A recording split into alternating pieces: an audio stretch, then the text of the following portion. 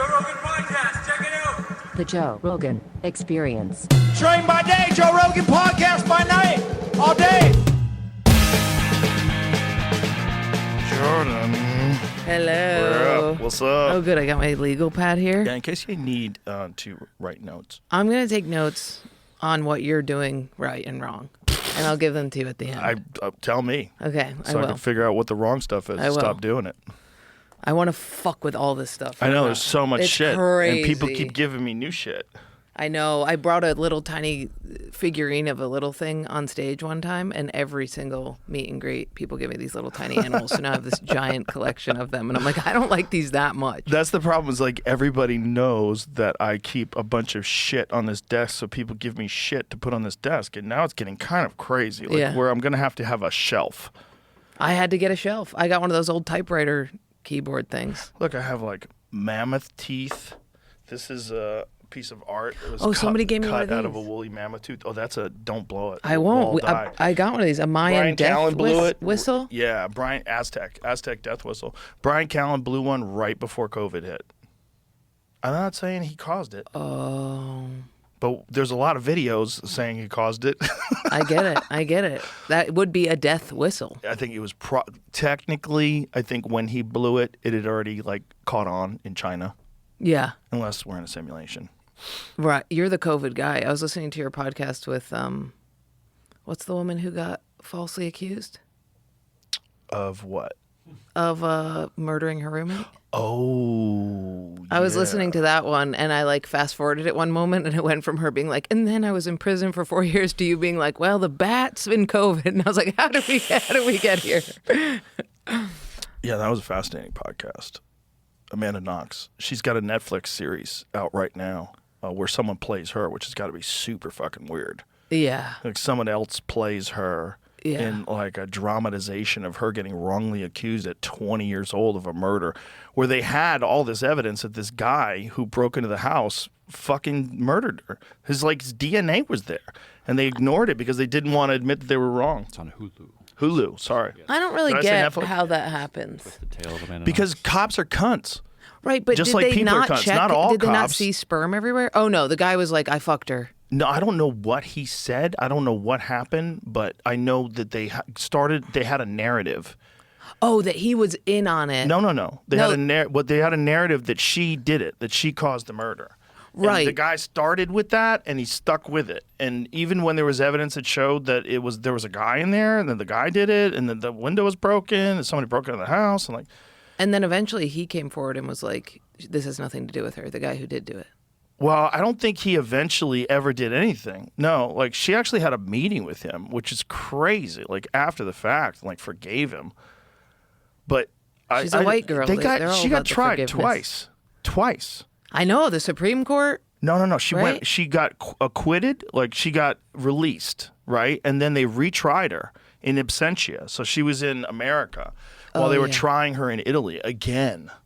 And then they said she's fine. Yeah, which is fucking crazy. But Hey, why was she how in about prison give her for so some long? fucking money? Also, the guy, Rafaela, was in solitary for 6 months. I know. I can't Yeah. fathom that.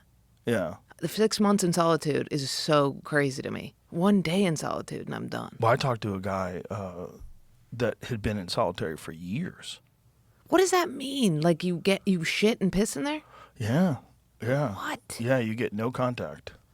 No you contact must with be anybody else. scrambly after that. 100%.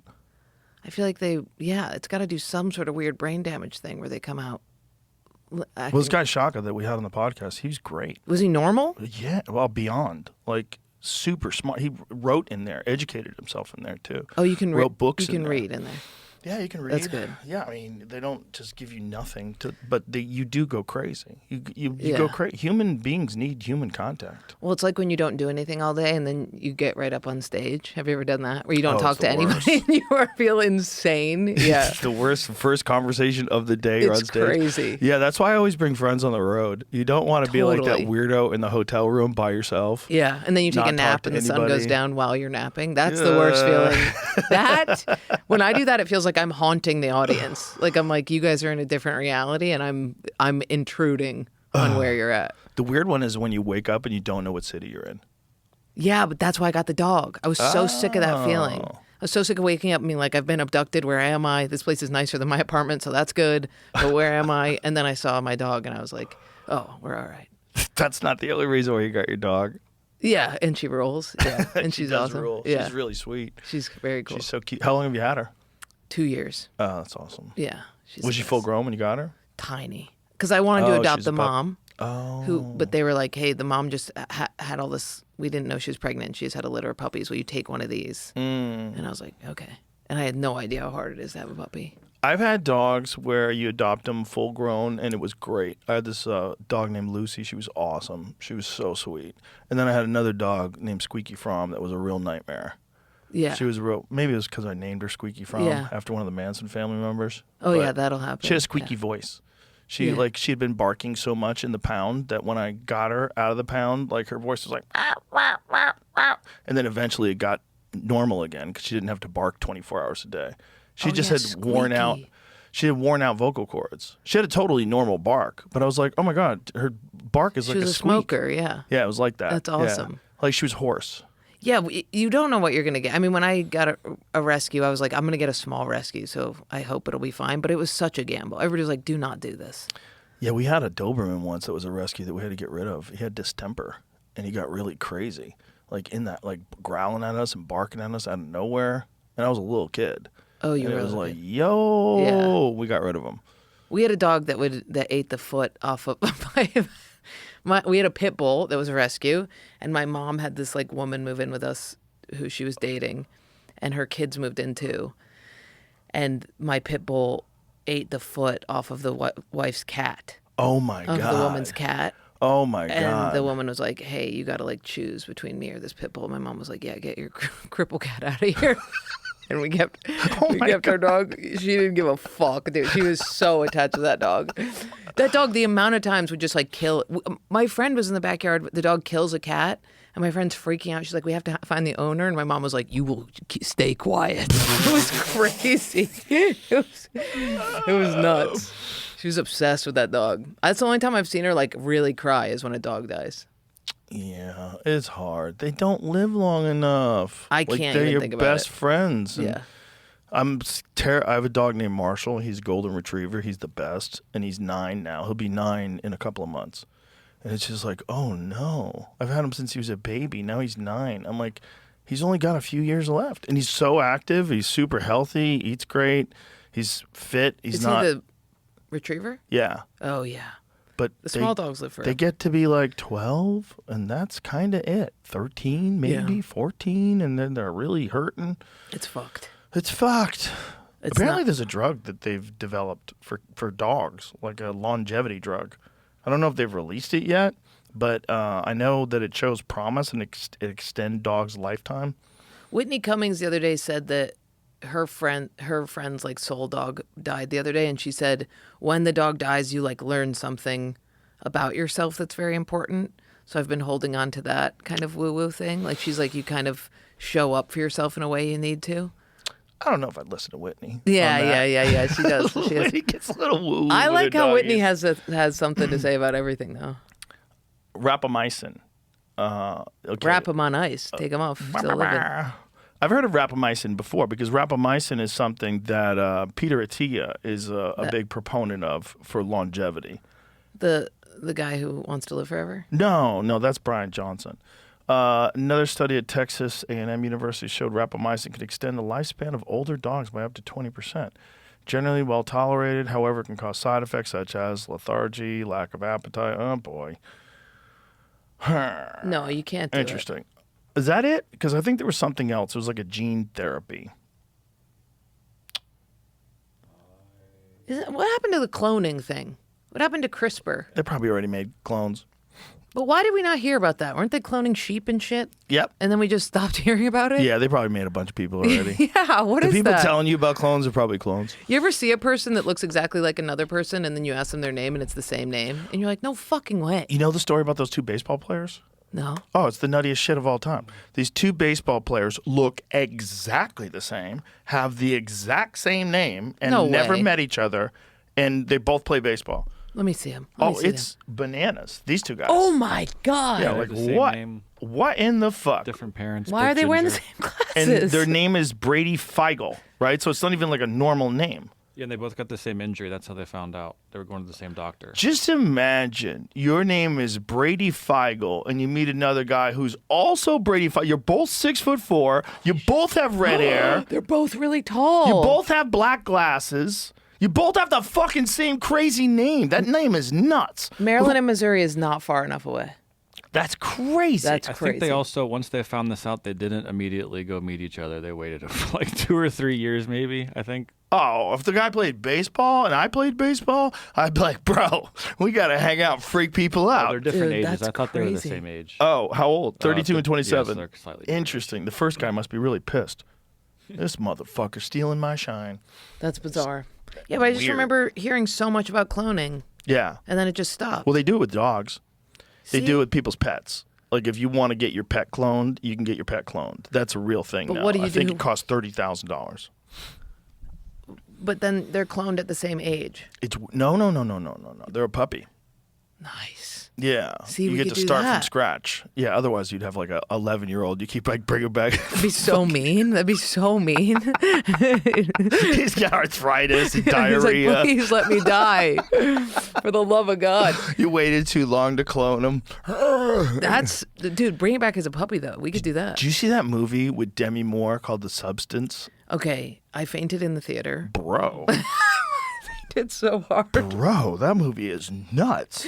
It's nuts. I'm actually It's very nuts. pro that movie. Like, I love the narrative. Oh, it was great. I love the idea of that when you get all that face shit, you're just keeping an old person alive. Yeah. I've tried to describe that on stage so much where I'm like, doesn't it bother you that when people are like, you look good for your age, you're just like, hide it, like you're concealing your death Right. there? You know what I mean? Right, like, right. And that movie portrayed that perfectly, where it's Yeah. just a fucking... It's kind of ironic that Demi Moore, who looks insanely good at 62, played that lady. Yeah. You know, because like, But I liked that because it showed like, even when you saw her weird old lady butt, you were like, that's Demi Moore's nice butt, but I'm still like in awe of the young girl's butt, which is yeah. unacceptable. it's unacceptable. You know what I mean? Yeah. Like when she was doing the whole dance and you're like, why is this so intense? And you're like, because Right. it's a young person. Right. I think that, did that director do, no, that director didn't do Raw, but it was a female director. I don't know what else this director did, but that movie was awesome. I It hit was, the deck though. I faint so easily. Do you really? Dude, I just blood and stuff. I faint, and I muscled through the gory part, and I was like, I'm fucking good. Like I can't. I've cured it. And then the music. It's like when a movie starts going like like that, like Yeah. like on both sides. Gets you? I'm like a goat, dude. I got to You're the like a bathroom and goat. I passed out. I'm in New York, just on the ground, fainted. People are walking over my body. They're like a homeless person. That's hilarious. That was fucked. That's so funny. I used to date a girl that if someone got a needle on the screen, she'd faint. Yeah. Just like it didn't matter where she was. If someone got injected, It's so bad. her yeah. dad had it. My too. dad has it. Yeah. And her had dad it, was yeah. a dentist, What? which is crazy. Like The dentist makes me faint. when the kid, one of their her brother got like crazy sunburn, like really bad, where he got blisters. The dad saw it and just fucking fainted. Dude, it's crazy. My sister called my dad once and she was working on cadavers and she was like, I'm so interested in this. We cut into a cadaver today and she just heard thump on the other line and she was my like, Dad, God. Dad. Oh my He's God. done. He was done, dude. He's From a fainted phone so many call. times. Yeah. From a phone call. That's so wild. He couldn't be in our births or anything. He Oh was, my yeah, God, it was that's crazy. crazy. What is that? It's called vasovagal. Okay, but is that a psychological thing? Because it's obviously like your reaction to a thing. I wonder if you can temper that somehow. Here's the problem with it is why I used to think it was psychological, like me and my dad pictured things too well. Like we pictured it, the needle Right. going in. But vasovagal, like sometimes I'll be putting an earring in and I'll You just faint. yeah, like You should wear a helmet I everywhere know, so you I don't know. bounce your head off the fucking linoleum. It's so fucked up. Oh So I my think it is God. neurological. Well, I bet, but also triggered by high states of anxiety, right? Yeah, yeah. So that's what you would be able to control. You wouldn't be able to control the fact that you do faint when you have a high level of anxiety. So vasovagal response, sudden overreaction of the body's autonomic nervous system to a trigger such as pain or emotional stress or music that causes a temporary drop in heart rate and blood pressure. Oh, There's a whole part of my special where I talk about me and this guy who was also a fainter having sex, Oh my God. and You both fainted? a lot. Nice. Yeah. It's hot. Yeah. It was rough. It was rough. Because when you faint, it comes with sweating and seeing Right. white. Like, it's brutal. And you probably hope the man doesn't faint. Like he can keep it together. Yeah. That would be like a nice thing. Yeah, totally. Right? Like no, a nice he fainted. trait. He could faint on command. He could think of something to faint. Oh, that's hilarious. Yeah. That's hilarious. I wonder what would happen if a guy like that had got drafted in Vietnam. Done. Faint. That would have gotten Faint, taken shot. out. Yeah. Bang, that's it. Yeah. My dad had a heart attack once and fainted.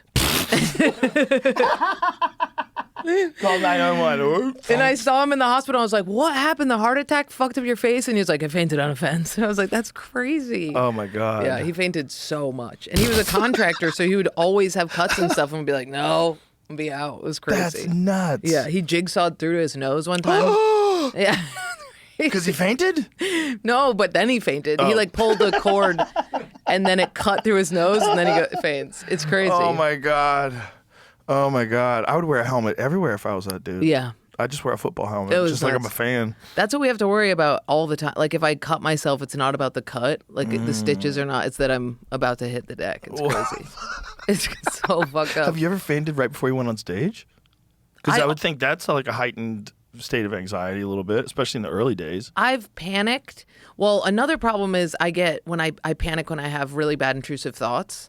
Like I was around a famous person recently and I was convinced I was going to bite her. And I started getting a full panic, which makes you want to faint.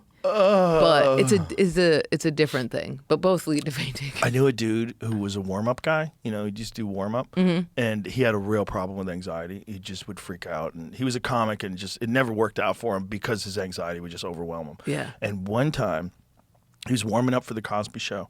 And he got this idea in his head that he was going to say the N-word. Of course. And he's like, don't say it. Of course. Don't say it. Oh, the And he- Cosby Show. Yeah. So he's warming up for the Cosby Show. So he's, you know, basically in the crowd warming up. Okay, so here in the next scene, Dr. Huxtable's going to come in, and all his mind is telling him is, don't say the N-word. Yeah. And he's not going to say it. He was never going to say it. But for whatever reason, he was overwhelmed by this fear of saying the N-word in this, like, very, It's so predominantly real. black audience. And he completely had a meltdown Yeah. while he was doing warm-up. Where he was panicking. Full panic With my attack. special taping, I thought I was going to hit somebody with a stool. Mine is violence.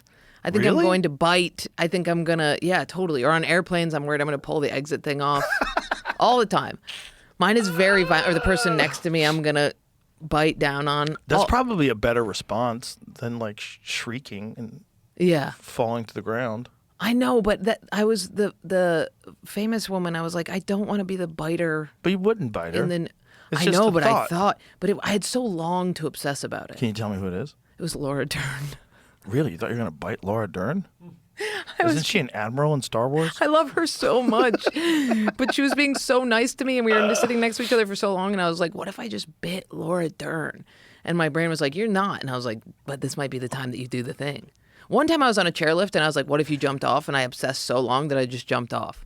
Whoa. I was fine. I landed and was fine. But I still was like, I did the thing. Oh, no. So since then, I've been like, How far was the jump? not far. Okay. That's the other thing I have to remember is I waited for the snow to come up and meet the chairlift way closer and then jump. So you want to. Smart. Yeah. Yeah, you're not crazy. You're not crazy. Just like a little thrill. Yeah. Just a little bitty thrill. Totally. Like Well, biting Laura Dern. Think about biting She her. was Just so a little nibble. nice. Just Her want to nibble skin your was earlobes. so Hollywood, you know? And I was like, Ah. oh, I could really. Her skin was Hollywood. Just so pure, so nice. Interesting. I got bug bites all over. I accidentally sat next to Daryl Hannah once at Cantor's Deli in the 90s. Okay. And they were doing some fucking game. They were playing some game. Her and her friends were playing some game with like states, like figure out like what, what's the Keystone State, like that kind of shit. Yeah. And I was helping her. But she was totally normal. Like it was we never acknowledged that she's Daryl Hannah at Cantor's Deli. Playing a game. She's just like super chill. That's so nice. Yeah. Her and her friends are having a sandwich, just laughing and doing some game about states. They're normal as hell. Matt Damon was at the cellar recently, and I was so fucked up at how I don't know how it was fucking me up so much. I microdose too many mushrooms, but I was like, his arms and hands are so Matt Damon's arms and hands. Like, I knew them so well, and he was like gesticulating, and I was like, I fucking know those freaking arms. It was crazy. From movies, yeah. From movies, yeah, like just moving. It's weird to know somebody so well and never have spoken to them. It's disturbing. That is odd. Yeah. Your season, your shot. The NFL season is rolling, and every touchdown can bring you closer to a payout with DraftKings Sportsbook, an official sports betting partner of the NFL. Every game is another chance to cash in. Don't just watch the action. Win with it. DraftKings Sportsbook delivers the unmatched intensity of the NFL right to your fingertips. From the first touchdown score to anytime TD props or the thrill of live in-game betting, every snap is loaded with opportunity. New customers, this one is for you. Bet just $5 and get $200 in bonus bets instantly. Plus, score over $200 off NFL Sunday Ticket from YouTube and YouTube TV. Your season is heating up. Download the DraftKings Sportsbook app and use the code Rogan. That's code Rogan to get $200 in bonus bets instantly when you place your first $5 bet. Plus, over $200 off NFL Sunday Ticket from YouTube and YouTube TV. In partnership with DraftKings, the crown is yours. Gambling problem? Call 1-800-GAMBLER. In New York, call 877-8-HOPE-NY or text HOPE-NY 467-369. In Connecticut, help is available for problem gambling. Call 888-789-7777 or visit ccpg.org. Please play responsibly. On behalf of Boot Hill Casino and Resort in Kansas, fees may apply in Illinois. 21 and over. Age and eligibility varies by jurisdiction. Void in Ontario. Bonus bets expire 7 days after issuance. See sportsbook.draftkings.com/promos. NFL Sunday Ticket offer for new subscribers only and auto renews until canceled. Digital games and commercial use excluded. Restrictions apply. Additional NFL Sunday Ticket terms at youtube.com/go/NFL Sunday Ticket/terms. Limited time offer. I met Matt Damon in Italy at a restaurant where he was sitting underneath a photo of himself. That's weird. Did he choose to sit there? No. The restaurant owner had him there before. It was a nice table, and there's photos all over the wall of celebrities that had been there before. And so Matt Damon went and sat down at the table where the photo of this owner, taking a picture with Matt Damon is. That's some meta shit. That's crazy. He seems really sweet. He's a very nice guy. Super normal guy. There's a lot of them that are like super normal. The funniest story ever is always hold this thing like I doubt fucking crazy people. There's always like a thing in your head. You're like, they got to be out of their fucking mind. Totally. Yeah. What's the guy's Peter Dinklage? Oh yeah. Came into the cellar and threw a chicken wing at my friend's chest, just like out of nowhere. Somebody introduced him, like Gillis or somebody, maybe it was Schultz, was like, oh, this is so-and-so, he's a good comic. And he threw a chicken wing at him. And I was like, that's the most Peter Dinklage, like just basically being a little Renaissance man throwing like his size turkey leg is crazy. It's crazy. A little Renaissance like man. Him just being like, away, Jester. I was like, that's too on the nose. It's crazy. Problem is I knew him first from Elf. Oh, yeah. So Totally. even though he's the Game of Thrones guy, to me, he's always the angry writer from Elf. I know him from the guy 4 Weddings and a Funeral, or Wedding at a Funeral. I never saw that. I heard it was really good. Really good. I heard it's really good. It's never saw it. Crazy funny. Yeah. That guy's great. He's He was so good in Game of Thrones. It was so good. That's He a stole the whole complicated thing. role. Yeah. Complicated. That fucking show was so good. The new one, I'm trying to get into it, but like every season is like 5 years apart from the last one. You have to figure out who is this lady. Dude, Game of Thrones 1, I was like asking 1,000 people. I was like, I don't understand which place is which. I had to like map it out. I could not figure it out, but it's so good. It opened up with the brother and sister. Fucking. That was so sick. And I then was making like, a let's cripple out of the ride. other brother. Yeah, it was crazy. Nuts. And the just full-on rape Yeah. And of how the about Daenerys girl. They cut the fucking head off the king. You're like, no. Yeah, it was He's crazy. What? He's the best. He's the best. He's the king. Yeah, they did a great job. Oh, that fucking show ruled. It was such a good show. The season 1 was. I mean, not season 1. The real Game of Thrones. The new one's like, yeah, it's good, but you're Jay Leno after Johnny Carson. Yeah, it's like totally. You get attached there's to the a characters. thing. You're just like, aw. I don't remember the last season. Oh, the last season Cersei? was weird where Cersei rules. I was in Croatia, and there's the place where King's Landing is. Yeah. Like that's where they filmed it. Oh, that's awesome. And they like sort of do tours where they show you where they film certain scenes. Yeah. And one of the scenes is when she was shame, and she's walking down and like the little cobblestone. Yeah, That's pretty. That's right there. Yeah, you can actually see it. That's really cool. It's pretty cool. Yeah, they filmed a lot of We shit. still do those shame things on Twitter. We do the shame. I just went through a horrible Twitter thing last night. No. Dude, I got dragged. You can't read that stuff. I did, dude. It was a fan So- hit me up and goes, "Don't go on Twitter." And I went on Twitter, and it was this crazy out of context thing where I was like talking. I was on Stav's podcast, and I was talking about this guy who used the word. I'm not going to say it. TRA. I don't know how to spell it. NNY. Okay. He used that word. And I was being like, that word is so fucking antiquated that at this point to me, it sounds like somebody's just calling like a drag queen that. And Right. everybody took it as me saying that trans people are in drag.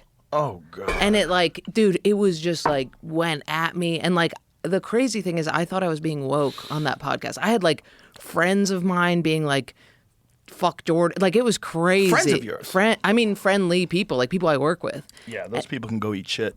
Those pylon people, they can all go eat shit. But that was my like first you. big one. I've had one before, but that was like, That kind of shit pushes people away from all the things you're trying to promote.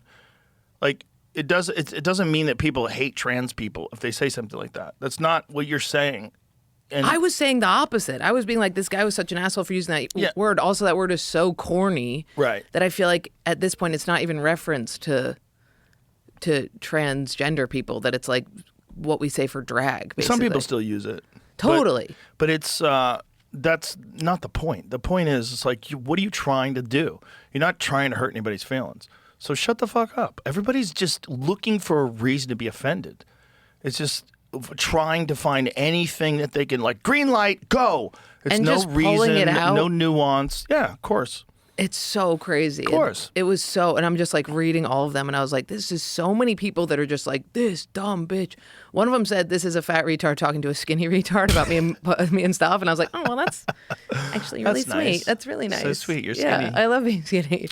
Yeah, well, this is just what's going on online. And most of the people that are I didn't know. online I are don't have very Twitter. upset. Oh, good. I don't have Twitter. I deleted it because Oh, I kept good. looking at my ex's tweets.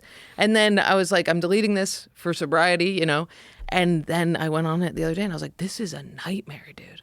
It was crazy. And I hit up those people who tweeted and I was like, hey, why wouldn't you just text me, man? Like, I care about you. You care about me. This was totally out of context. If you just asked me about it, I would have showed you the whole clip, you know? And they were like, you're right. That was crazy. It's a mental illness factory. Yeah. Twitter is just a giant cunt farm. Yeah. That's what it is. Mm-hmm. It just, everybody just is growing cunty thoughts. I just didn't know. I just am not even in there. Yeah, it's not good. I stay off it as much as humanly possible. I try to get on it in the morning, just see what everybody's upset about, see what's in the news. Like a UFO got shot with a Hellfire missile, and they have footage today. And Rep Luna, yeah, they were talking about it in hearings today. There's a video In of hearings? Yes, there's a video of a UFO getting hit by a Hellfire missile, and the Hellfire missile just blows apart, and the UFO just keeps moving. What was the UFO? What did it look like? It's like a dot on a screen, Oh, like they okay, always okay. look. They look like shit. I saw something weird coming down from the moon the other day. For Do real, not for real? know what it was. Look at this. So watch this. So here's the UFO. There's the missile. Watch this happens. It just knocks it around, and then the thing just gets right back on track, which is bananas. Wow. Like anything that gets hit by a Hellfire missile usually gets fucking obliterated, especially something that's literally the size of the missile. It's cruising. Yeah, it's flying. I mean, not fast enough that it could duck a missile, so which is kind of weird that it let itself get hit. It's hard to see even what happens. It's Right. like, what is that little? Right, it's animation. What is that? It's fucking Pong. We're looking at Pong, you know? Yeah. It's like an old video game, a really shitty video game. This is why I have the hardest time getting excited about any of this stuff. It's like, I don't know what I just saw. You're telling me I saw a Hellfire missile hit a UFO. It's like, you know, you're reading Morse code to me. I don't know. Well, AI has done that too, where now it's like I can't even go on Instagram. It's not even fun Right. anymore because I don't know what's real or not. Oh yeah, we get caught all the time. Really? Yeah. Yeah, there's always something. There's always something that you think is real. Like Tim Walsh with the fuck Trump shirt on, dancing in the elevator. James was like, it's fake. I'm like, no, it's real. It has to be real. I'm just past the age bracket where I can't detect it. It's crazy. Well, no one can detect it anymore because especially what looks like cell phone footage, because cell phone footage is kind of shitty already. So they just make it kind of shitty and you don't know. You don't know what the fuck you're looking at. My mom liked a photo on Facebook that a fake AI photo of me on the beach, different tattoos with a man, and she liked it. I'm like, Mom, what are you doing? Who do you think that guy is? You know that I'm single. She's like, you look beautiful in it. I'm like, it's not real. That's not my body. That's not the body you gave birth to. Boomers can't handle it. No. They're so removed from this technology that they're living in an alternative dimension. Yeah, totally. I don't know what she does on They there. get their news on TV, and that's a wrap. Yeah. Whatever the guy says in front of the camera. Yeah. That's the My mom truth. is my news source, which is nice. I didn't know the Epstein drawing had come out. Oh yeah. So the drawing is was that the same as the one that had been leaked before? Or is it different? I'm pretty sure that leaked one was someone took the description, put it in AI. And Oh, that's so what- this I is think the that's what happened actual drawing. Yeah, and this one they actually got the book and someone like leaked it. I'm gonna grab it. The And- drawing, I did think when I imagined it that it was going to be like a I was imagining like Really good job. DiCaprio drawing a French girl, you know, and when I saw that one, I was like, God, Trump, at least make her hot. What are you doing? But what was the transcript he had written out? He had it like, This is it. what does voiceover It's mean? like a script. It says, there must be more to life than having everything. Donald, yes, there is. So he wrote this? Supposedly. The voice, it says voiceover, like he's like a movie star, like he's in a script. Donald, yes, there is, but I won't tell you what it is. Jeffrey, nor will I, since I also know what it is. Who fucking talks like this?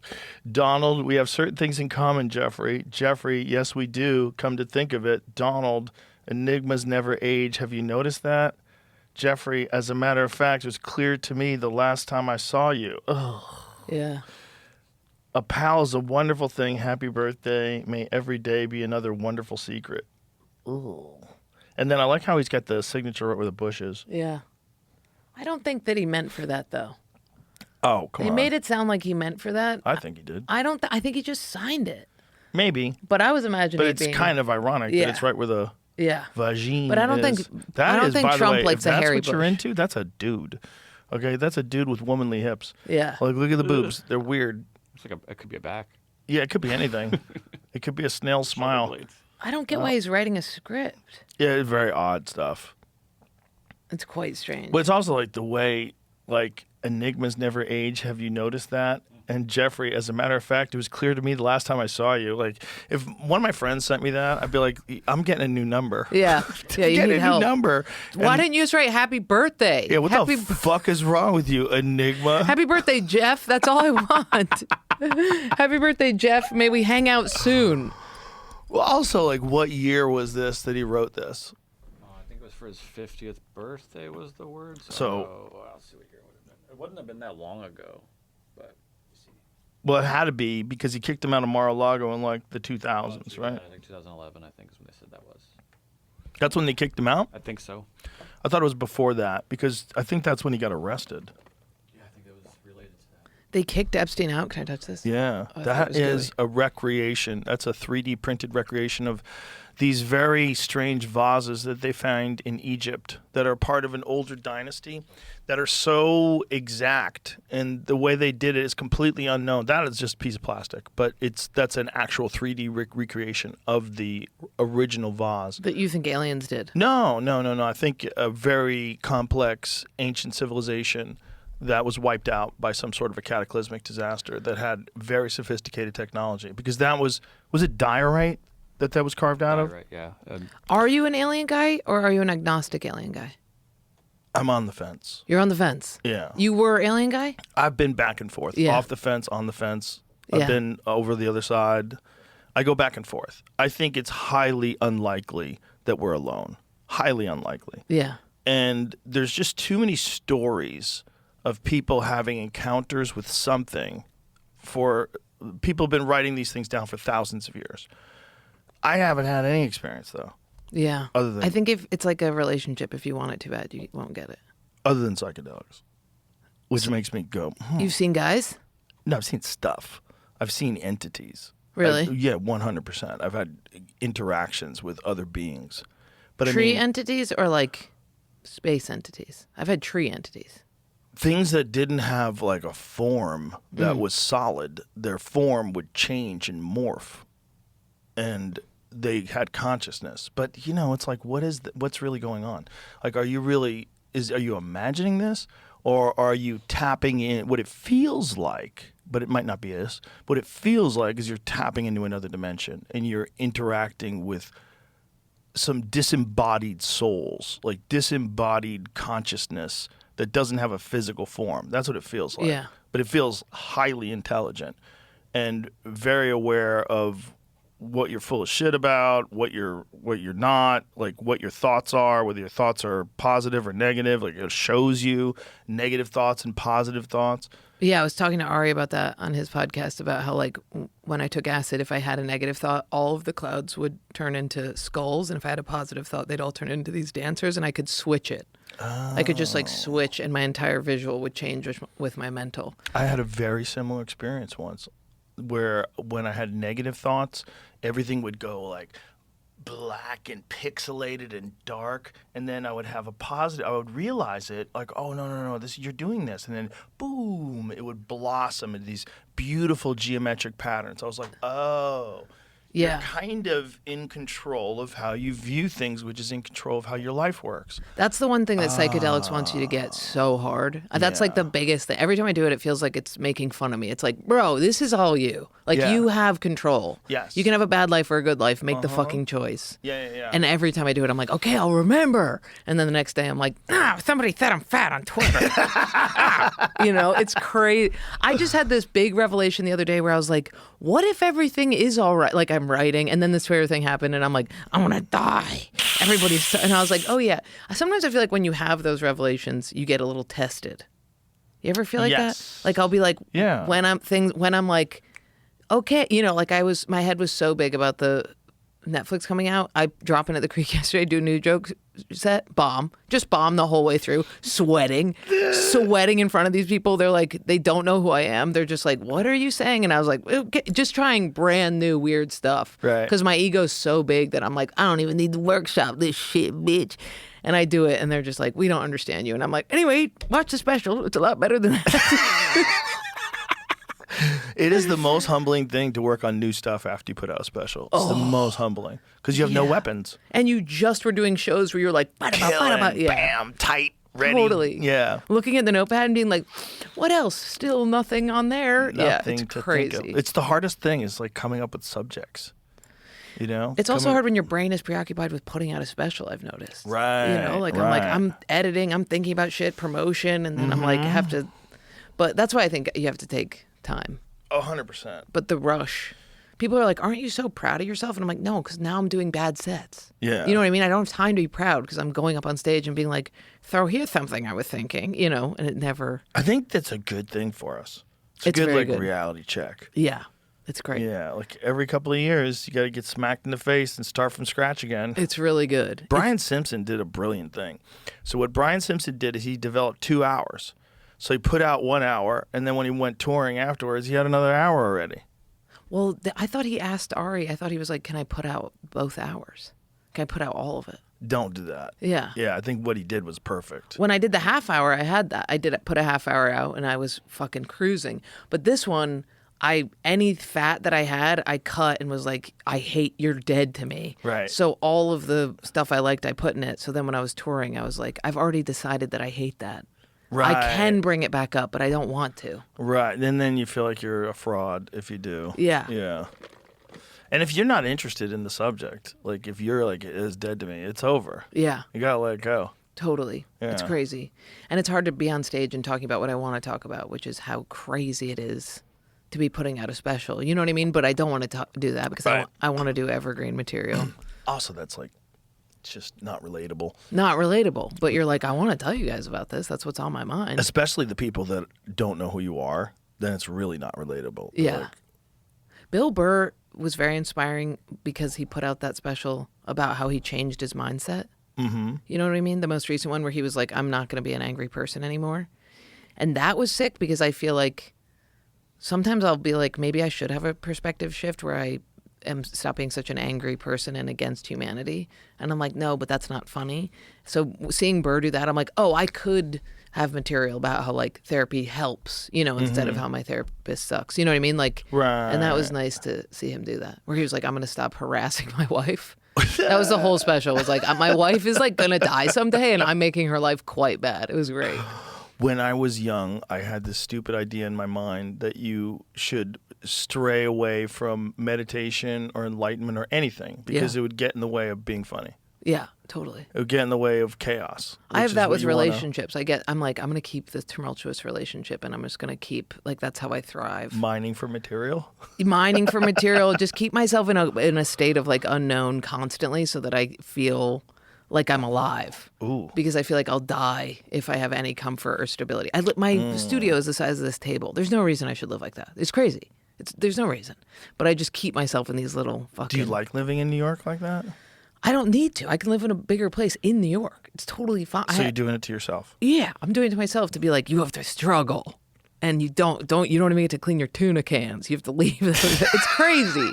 It's crazy. At least you know it's crazy.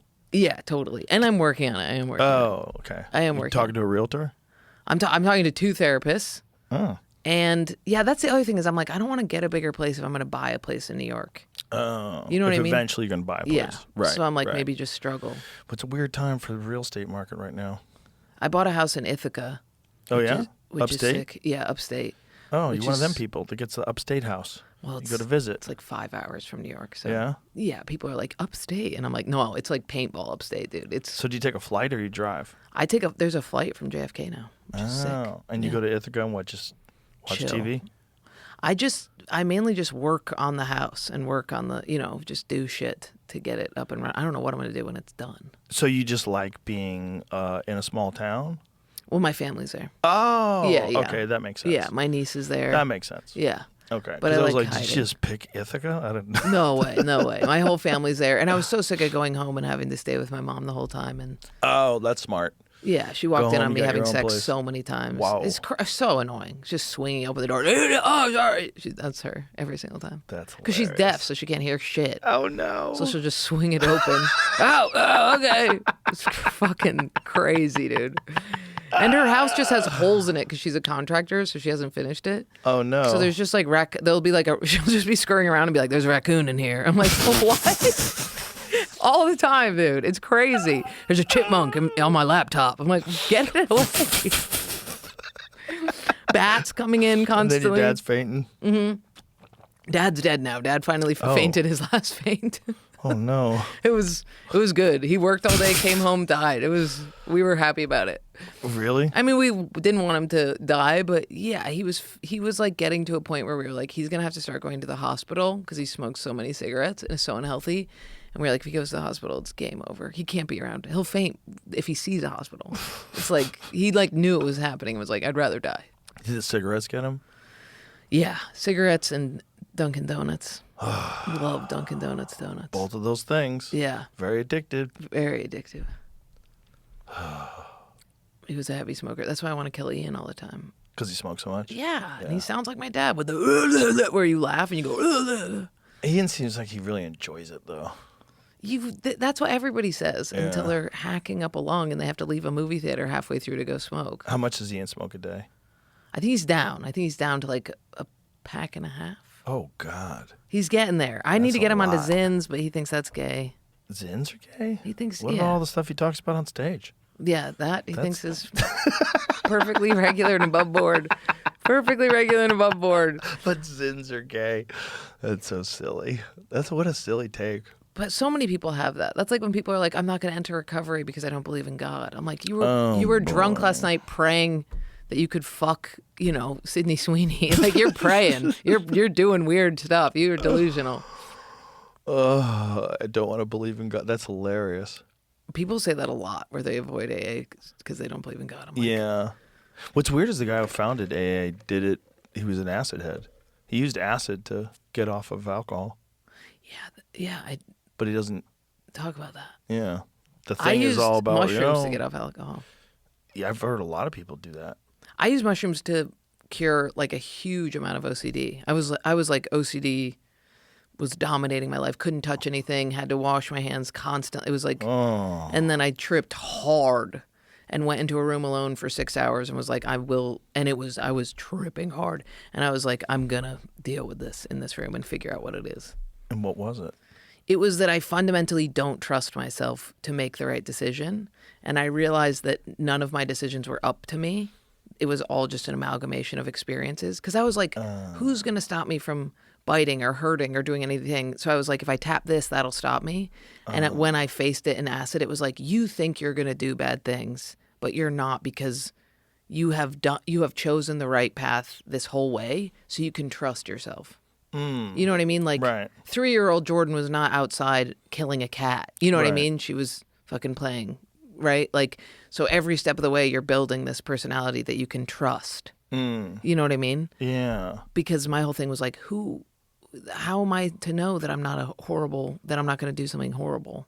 Which is a big OCD thing for people. Wondering whether you're going to do something horrible. Yeah, like a lot of OCD. Like, I know a girl who she couldn't babysit because she was like, what if I am a pedophile? Oh my God. Because her OCD was so bad. Oh my God. And then she was like, oh, this is OCD, and she was treated, and she was like, it's fine. But like a lot of people will have babies and they'll be like, what if I freaking spin this baby's head off? Oh, Jesus Christ. I have That's that so all the crazy. time, dude. I have that whenever my friends like, hold my baby. I'm like, okay. Oh my God, that's so crazy. But you don't do shit because it's like the ski jump thing. You're That's interesting. I never thought of it that way. It's like you're not trusting yourself. Yeah. And I also used to be super fat. Like, I was a fat kid. And I think there's a part of me that's like, if you were able to do that, then you're able to do horrible things. You know what I mean? If you're able to get fat? Yeah, like if you were able to binge eat like that as a kid, then you're not really to be trusted. You know what I mean? And I had to face all of that on this acid trip, and I came out of it and was like... Was it acid or mushrooms? That was acid. Okay. Mushrooms I microdose. Acid I don't do anymore because of how crazy that was. But that one I did a lot and came out got of it. those. Yeah. You're like, I got it, got the lesson, I'm not going back to school. Yeah, totally. Yeah. Totally. And I still have a little bit of OCD. I still have some things that I didn't get rid of, but for the most part, I got rid of it, which is God, crazy. it seems debilitating. I've met people that have it. It's nuts.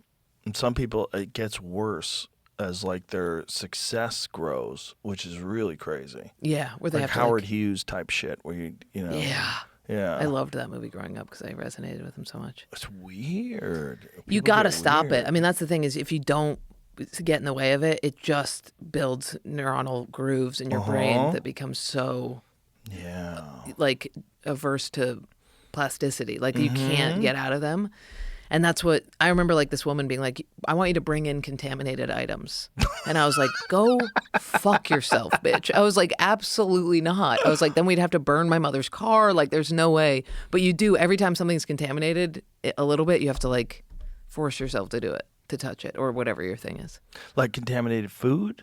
For me, it was contamination was when I was younger, I was worried that I would become like, say you were like, I cheated on my wife last night. And then you're like, you want to hit this vape or whatever? I wouldn't be able to touch it because I'd be like, he does bad things. If I hit that vape, I'll do bad things. Wow. You know, so if somebody was whack, they'd be contaminated. And I couldn't go near them. There's something to that.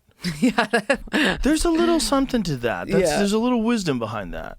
Yeah. Because people do kind of adopt the mindset of people they're around.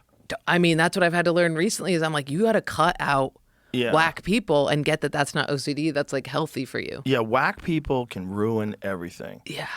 Really shitty human beings that you have kept in your life for whatever fucking weird reason, they can just derail your whole life. The thing that sucks about comedy is sometimes these people are so fucking funny. I know. And you have to cut out somebody who's so funny. I know. That sucks. I know, it does suck. It does People suck. at a desk job, I'm like, you're cutting out Brian, who's like kind of, you know, who's like just all right, who brought you a cupcake once. I'm cutting out people who are like the only people I can say racist shit around. You know what I mean?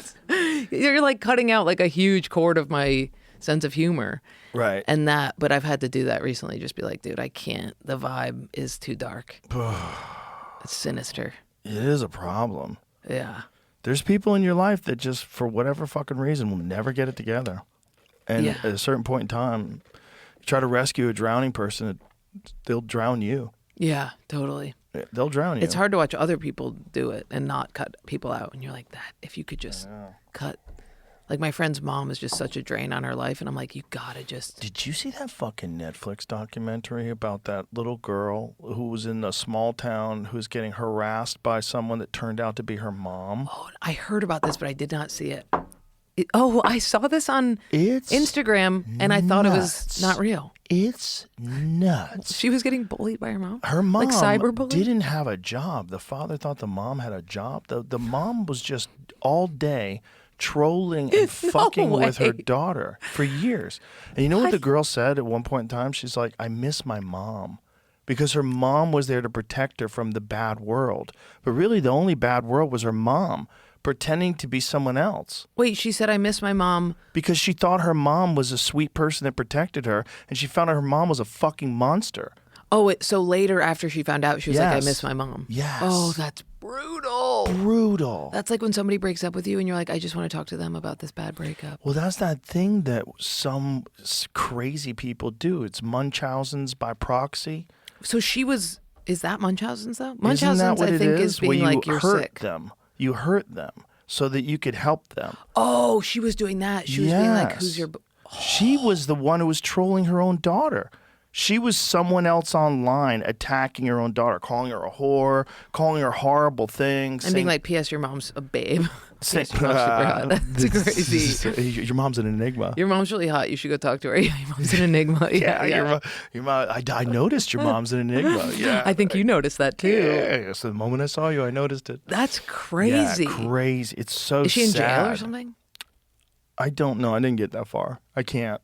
With the stuff like that, when people are mean to their kids, I'm like, I can't do this. I love that shit. I can't. I don't love it, but I fucking fall asleep It's to hard. that horrible shit. It's hard if you love your kid. I love my kids. I can't. I seeing someone being that. It's not just. It's fucking evil beyond belief. How old are your kids? She tortured that. I have a 28-year-old daughter. I have a 17 and a 15. Wait, if you have a 28-year-old, you were. How old? Well, it's not my biological daughter. Oh, okay. Yeah. So, did you have any kids? Were all your kids had after you were financially good? Yes. Really? Yes. You think that's the move? I don't know. There's something to be said for growing up poor. Yeah. You know, I grew up poor. I think it's good. I think I understand hard work. You know, I understand what it's like to have a job to get stuff. Like, you know, you want to buy a new pair of pants, you need to get a fucking job, you know? You Yeah. need to get a car, well, you have to save up. But all those Save- things take you're the describing, train you forever. can do. Growing up poor for me is like growing up watching your parents fight over who is going to pay the child support. You know what I mean? I think you can Right. grow up fine Right. and still work. Well, Or my grow up- parents didn't fight. My didn't my fight. my stepmom and my my stepdad and my mom have been together for a long time, and they have a very good relationship. So I'm that like modeled Your for me when I was a kid. My parents got split up. My biological dad and my mom when I was 5, and my mom married my stepdad when I was like 7. Where's And your he's- dad? We don't talk. Oh, we don't talk. I don't know him, but Okay. but my stepdad's a great guy. So you have good parents. They have love each they other. modeled a good relationship when I was a kid of people that don't yell at each other, don't fight, and That's nice. get along. That's they why have you can be in disagreements a and stuff.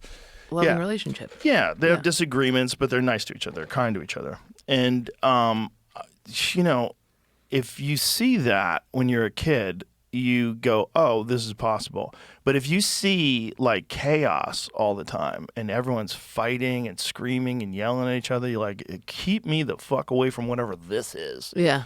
You know, because I Yeah. remember I'd watch my grandmother and my grandparents. My grandmother was always yelling at my grandfather. And I was like, "Oh, don't stay married, whatever you do." I was like, when I was a little kid, I was like, "You got to get out while you can." Yeah. You I know? think that's why there's so many avoidant men right now, is because I think there's so many of those like lazy boy dads who are like dissociated looking at a TV that isn't on. And every time they try to like, you know, every time you're like, "Hey, Jim, how's it going?" Their like wife flies in and is like, "Don't talk to him for us." Like there's so many couples like that. where Well, it's there's like, a lot of cucked out men out there, cucked out by their job, cucked out by life. You Yeah. know, you stop being a man. And then you stop getting any respect from the people that know you because they know you're kind of a bitch. The Yeah. people that really know you, like your wife and your kids, really know you. Like, oh, Harry's a fucking bitch. Yeah, there's He's so always many crying. boomers like that, though. Yeah. There's so many where it's the dad is so quiet and so distant, and the mom is just so up everyone's well, ass. Thoreau wrote about that. Like, whenever he wrote this, he said most men live lives of quiet desperation. That's fucked. Yeah. That's fucked. That's fucked, but that's real. But why does it happen? Well, there's a whole bunch of reasons. Because you stop challenging yourself, or you never did. You stop growing, and you don't have any character. You don't exhibit a strong will, and you don't have discipline. And then, you're emotionally disconnected from the life that you've chosen, and then you have a job where you have to pretend to be someone you're not for 8 hours a day and work for a boss who's a piece of shit. And then you lose the Yeah. job because the job becomes irrelevant. Yeah, and then you don't have your you're a identity. broken man, and then Yeah. you're like 46 years old, and they're telling you to learn to code. Yeah. Like, oh, great. Yeah, You yeah. know, That's just- fucked. There's a lot of people, they don't know what to do, and they didn't get good advice when they were young. They didn't get a good direction. They didn't find something that they could focus their energy on and realize, like, oh, if I focus my energy on something, whatever it is, I can get better at stuff. I'll start off sucky, but Yeah. you keep working at it, and eventually you get. Some people never learn that. Well, it'd be nice if they could also focus on being a parent. Like, I feel like the Yeah. women stay loud because they're like, I'm a mother, I'm Mama Bear. So I'm like, it'd be nice if the dads would get off the lazy boy and be like, I'm going to help raise my kids instead of just being like, let's see. It's just fucking, some people are just beaten. Life Yeah. is just, they wanted to be Spider-Man. Yeah, yeah, They totally. wanted to be cool. They wanted Yeah. they wanted to have a good life, and life just fucking cracked them in the dick every time they made a move. Yeah. They got their car repossessed. Oh, Jesus. Credit cards. There's got to be something biological, though, that makes a man not. Like, you have the pride. Bert Kreischer, I just talked about it. Like, you guys have the pride in your children. Hardcore. Like, as soon as I met you, you showed me a photo of your daughter. You know what I mean? Like, but I do feel like there are a lot of men who are like, that's not my responsibility. Oh, that's crazy. That's crazy. Well, maybe it's the way they were raised, But but maybe for if you had sure. lost your job, if you weren't in comedy and you were tired and didn't have your passion, maybe you wouldn't be as gung-ho about being a dad. Or maybe you'd feel like a failed dad. Maybe that's what it is. Maybe they feel like a failed dad. Perhaps. I don't know. I would have figured it out. Yeah, totally. I just don't believe that. If I lost my job doing something, I would find another job. I would figure it out. Yeah. There's other paths. You don't just stay still if the path doesn't work out. And some people do. Some people do. Some I people didn't quit. know that until recently, that some people really do stay still forever. Oh, they quit. That's why they love unemployment, because they could just get a check and just still wallow Yeah, in but there's so many depression. people who are against unemployment that still stay still, that are like, fuck unemployment, I'm not using the government. Yeah, well, that's even sillier, I guess. I don't know. Yeah, people are weird. It just. If I quit comedy right now, there'd be like 3 jobs that I would be almost just as stoked about. What would those be? I would love to be a full-time contractor out in the sticks. I would be a philosophy professor or a therapist. Really? Yeah, all of those sound sick. Which one sounds the most sick?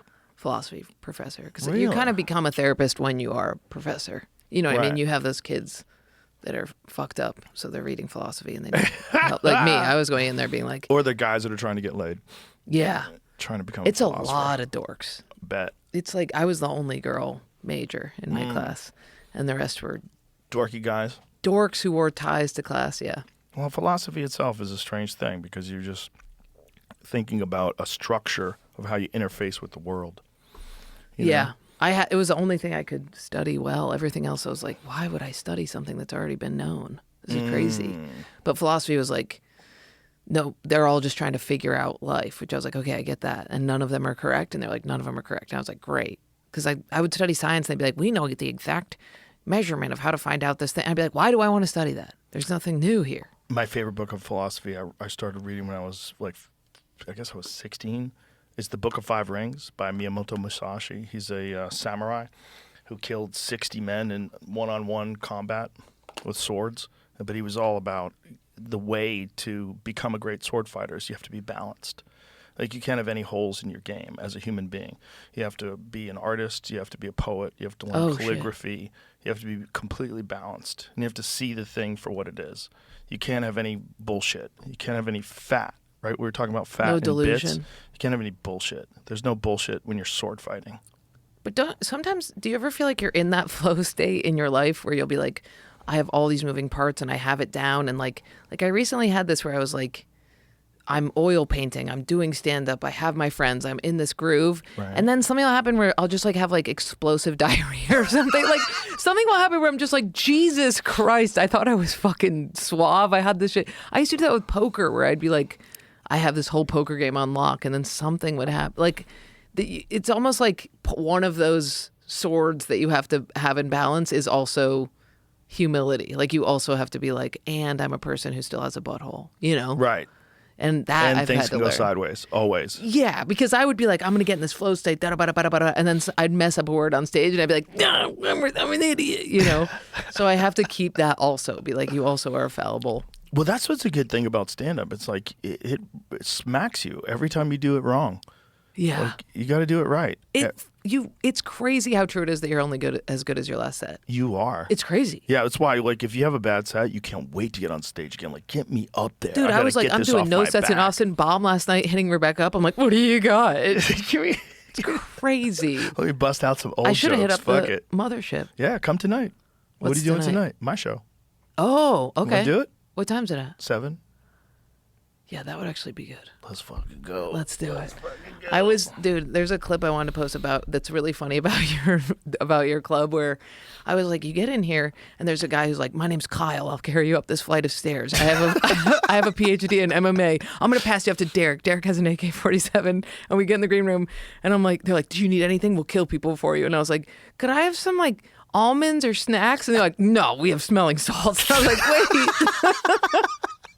I was like, is there any just like water bottles? They're like, no, we have neurotropic dust. It was so funny. Neurotropic. We were in the green room the other day, and someone had called us like some alt-right white supremacist club. I was in the room with Brian Simpson, who's black, Derek Poston, who's black, Hassan Ahmad, who's Muslim. Yeah. It was Tony Hinchcliffe, Ron White, and me. I'm like, this is a pretty diverse lineup. Like, what are we talking? This is so silly. You're looking at comments. See, it's hard. It's hard to not look at these fucking things. It was a video. It wasn't a comment. It was a video of someone that one of the guys was playing. It was like, look how fucking stupid this is. The idea that this, like, that you had to be, like, I'm not even a Republican. Like, I voted for Trump because I thought we were going in a terrifying direction where there was not really a president for 4 years and the same people are now going to be running the government. Like, Weren't you like a Bernie bro? Yes. So I've only voted Republican once in my life. The idea that you have to be a Republican to get in at that club is so ridiculous.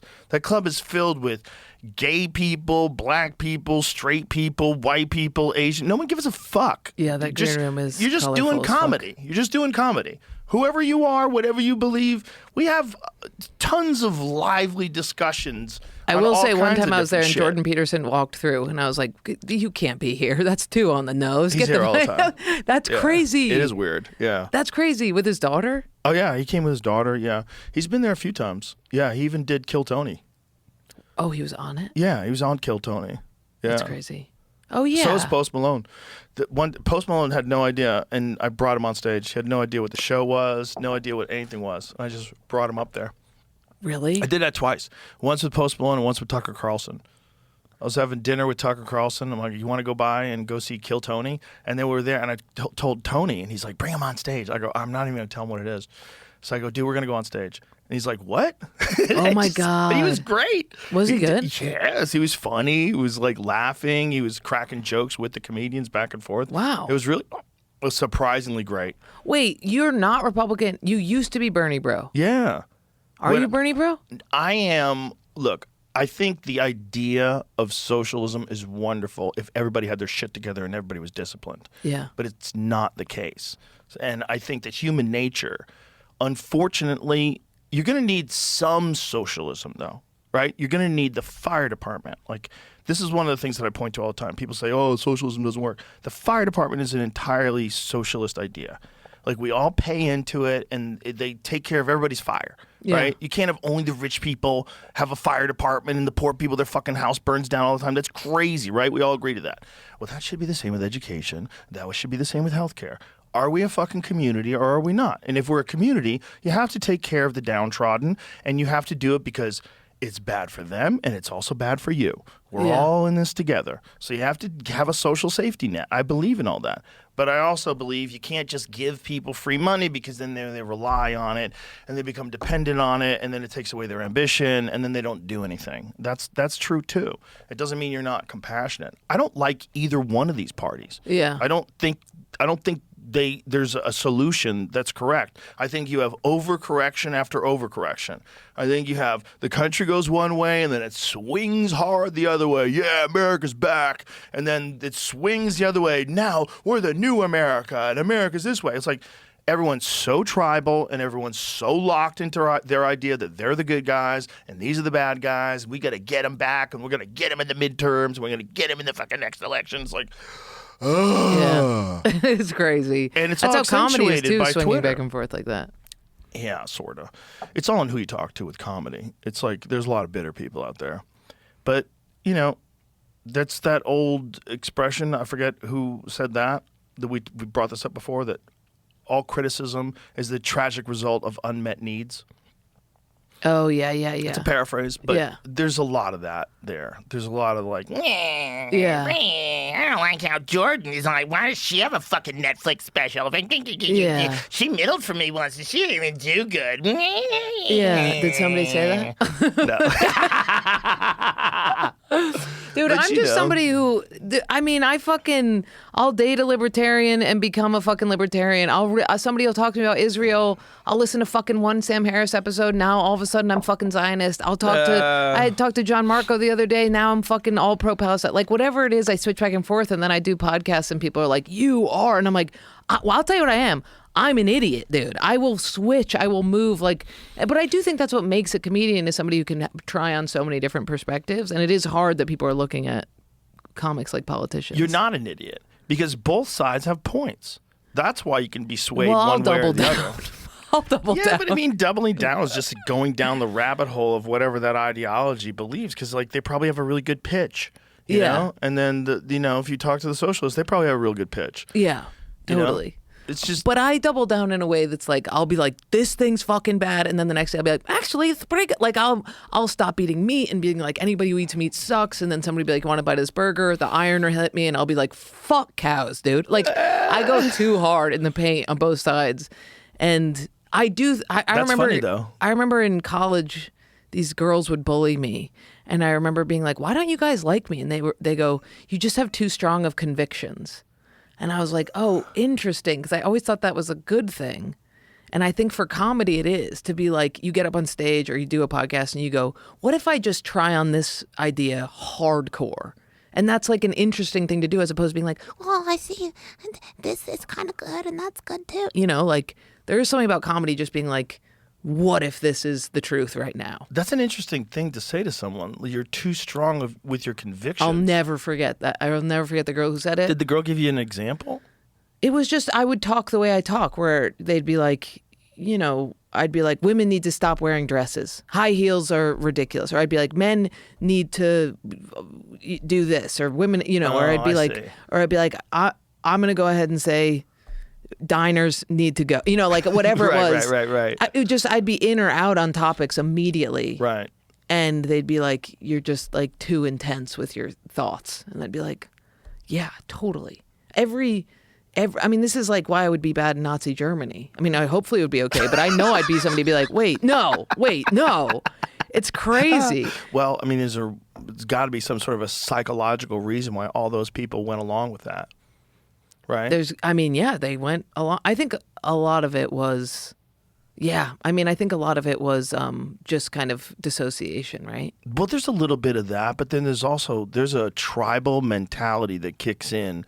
Like there's a default switch that happens to people. Yeah. And in this country, you saw a lot of it during COVID. It was like the vaccinated people were hating on the unvaccinated. They should have their children taken away and like put them into camps. Like, do you hear yourself? You hear yourself? It's so weird because it's such a different. Like I was with so many anti-vaxxers. Like they were my friends, but I was like, oh, I'm getting vaccinated because number one thing that's important to me is comedy. I have no idea. Well, if the vaccine gave me long COVID, if COVID gave me long, whatever the fuck, but I just have to perform. That's it. My health comes second. Did you get long COVID? Bro, my shit is fucked up. I can't, like those Ubers that have those smelly trees, I have to get out of. I get immediate migraines, like because my smell is fucked up. Your smell's fucked up. Like if you have deodorant that has like chemicals in it, it's rancid to me. Really? Yeah, and so That's many it, people though? were coming up That's to me. your long COVID? You just smell things? Smell. It's bad though. I don't think you can call that long COVID. Long Really? COVID, yeah, long COVID is people that are exhausted and they have like heart palpitations and. Yeah. I got a synapse off.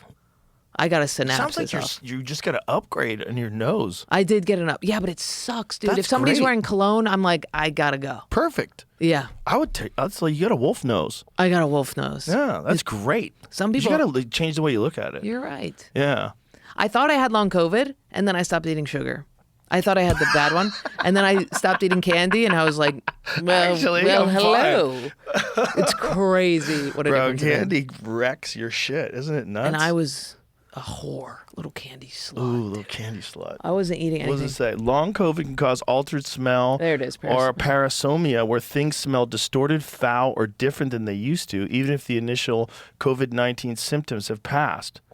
So did you get this after you got, like, when did this start happening? Did you get COVID?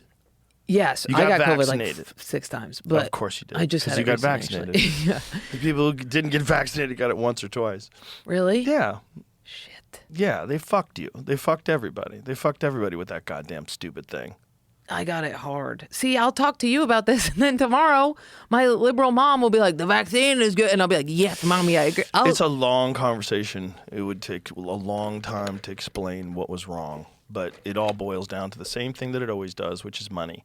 They distorted the facts. They distorted the research. They distorted the efficacy. They distorted what it was actually designed to do just because they wanted money. That's it.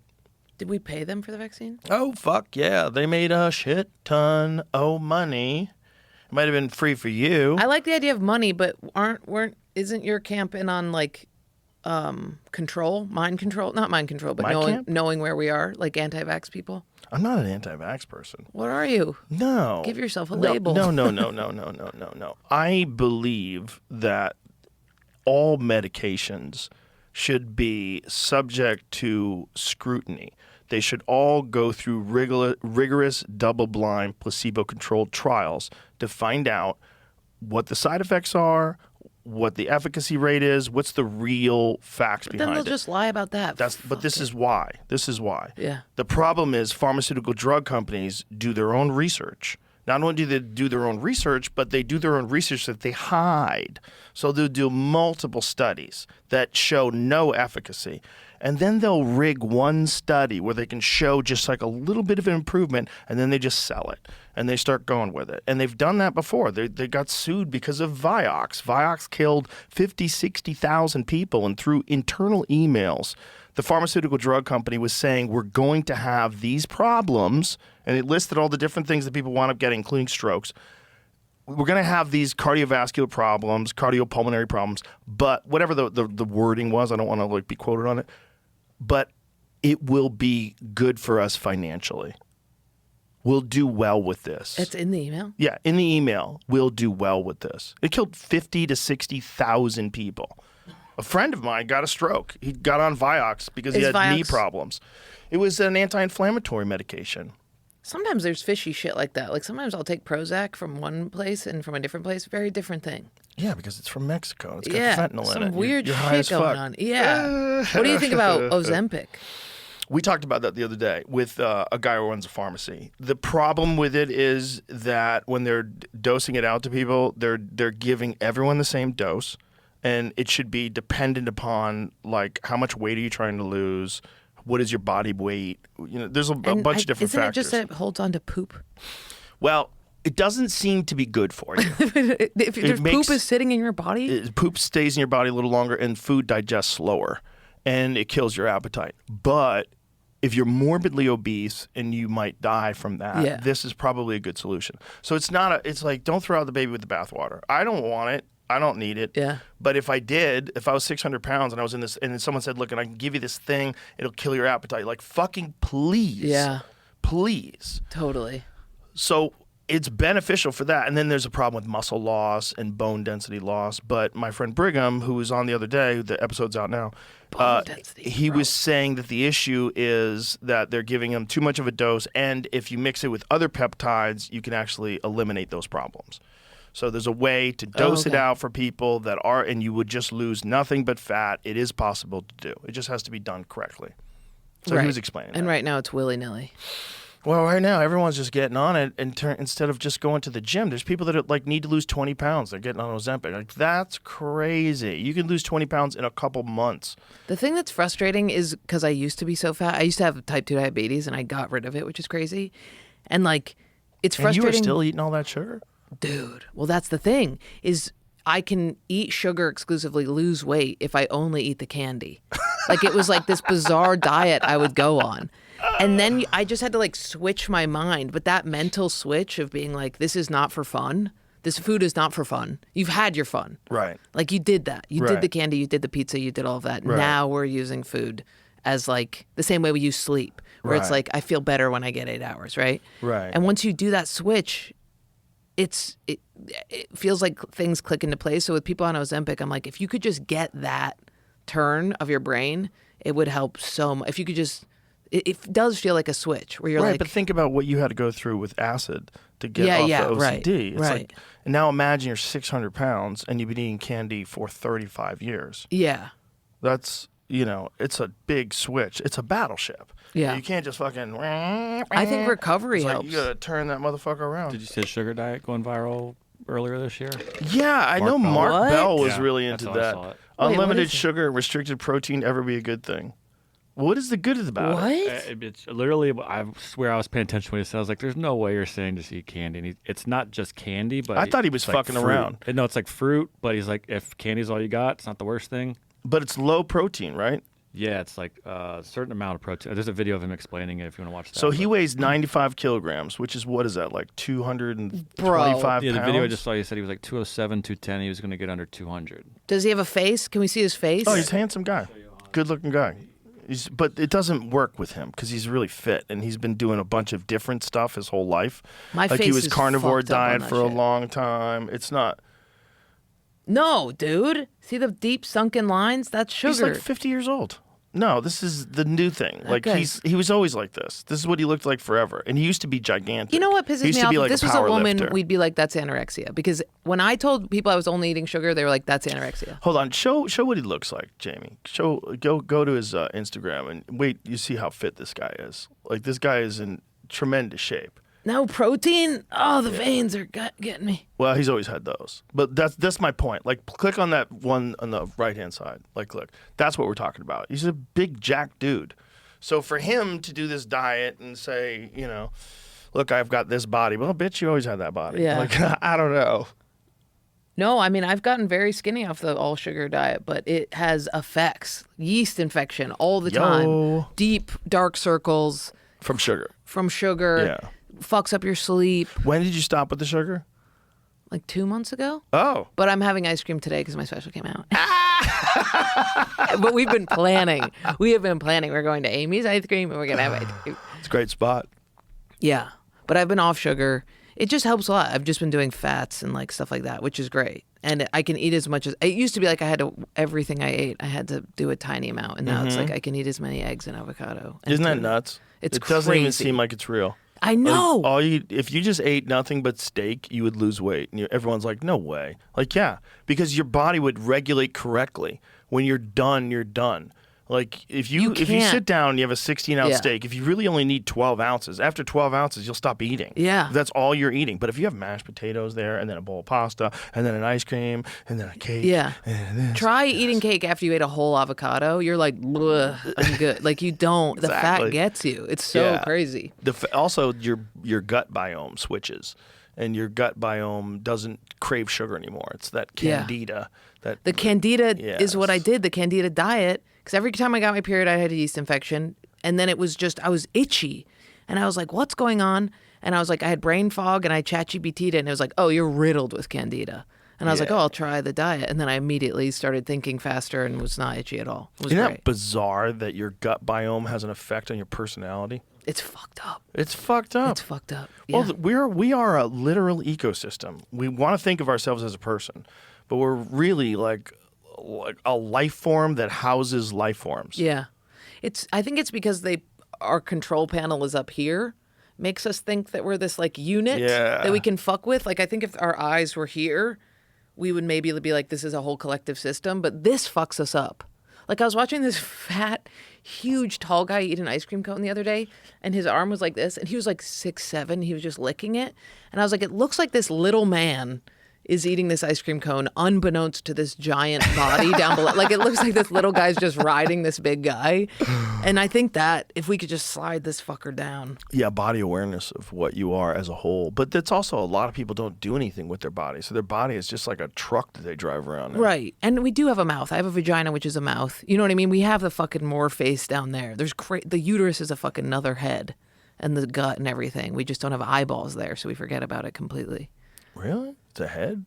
I think so. Yeah, it's a fucking whole thinking thing. Your gut is freaking all these brain. It's definitely thinking. Your heart thinks too. There's neurons in your heart. But the serotonin in the gut and the brain and stuff, it feels pretty balanced. It's just the eyeballs fuck us up.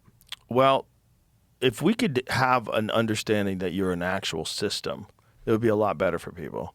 Because so many people just think like, oh, I don't want to worry about my body. I'm worrying about my brain. Like they think it's almost like vain to think about your body. And vain is stupid. Yeah. It's okay, but there's no virtue in being a weak piece of shit. Like that's not good for you. Yeah. Like, and it's it just not impacts your intelligent. brain. Yeah, it's not intelligent to not take care of your body. Stupid. Yeah. It's crazy. It is. Yeah. And the second I stop working out, it is so weird how much pent up energy, and then I'm like lethargic, and then I have to eat sugar, and it all gets fucking crazy. Also, you start getting anxiety. You're like, oh, start freaking. Yeah. Anytime I participate in self-deception in any way, it bleeds into everything. Like anytime I'm neglecting some part of my life, you can like smell it on me. The second I walk in, I'm like, hey, sorry, I didn't know, I shouldn't be, and I have this whole air, and it's like, I just needed to do my dishes. I would have been fine. That's Miyamoto Musashi.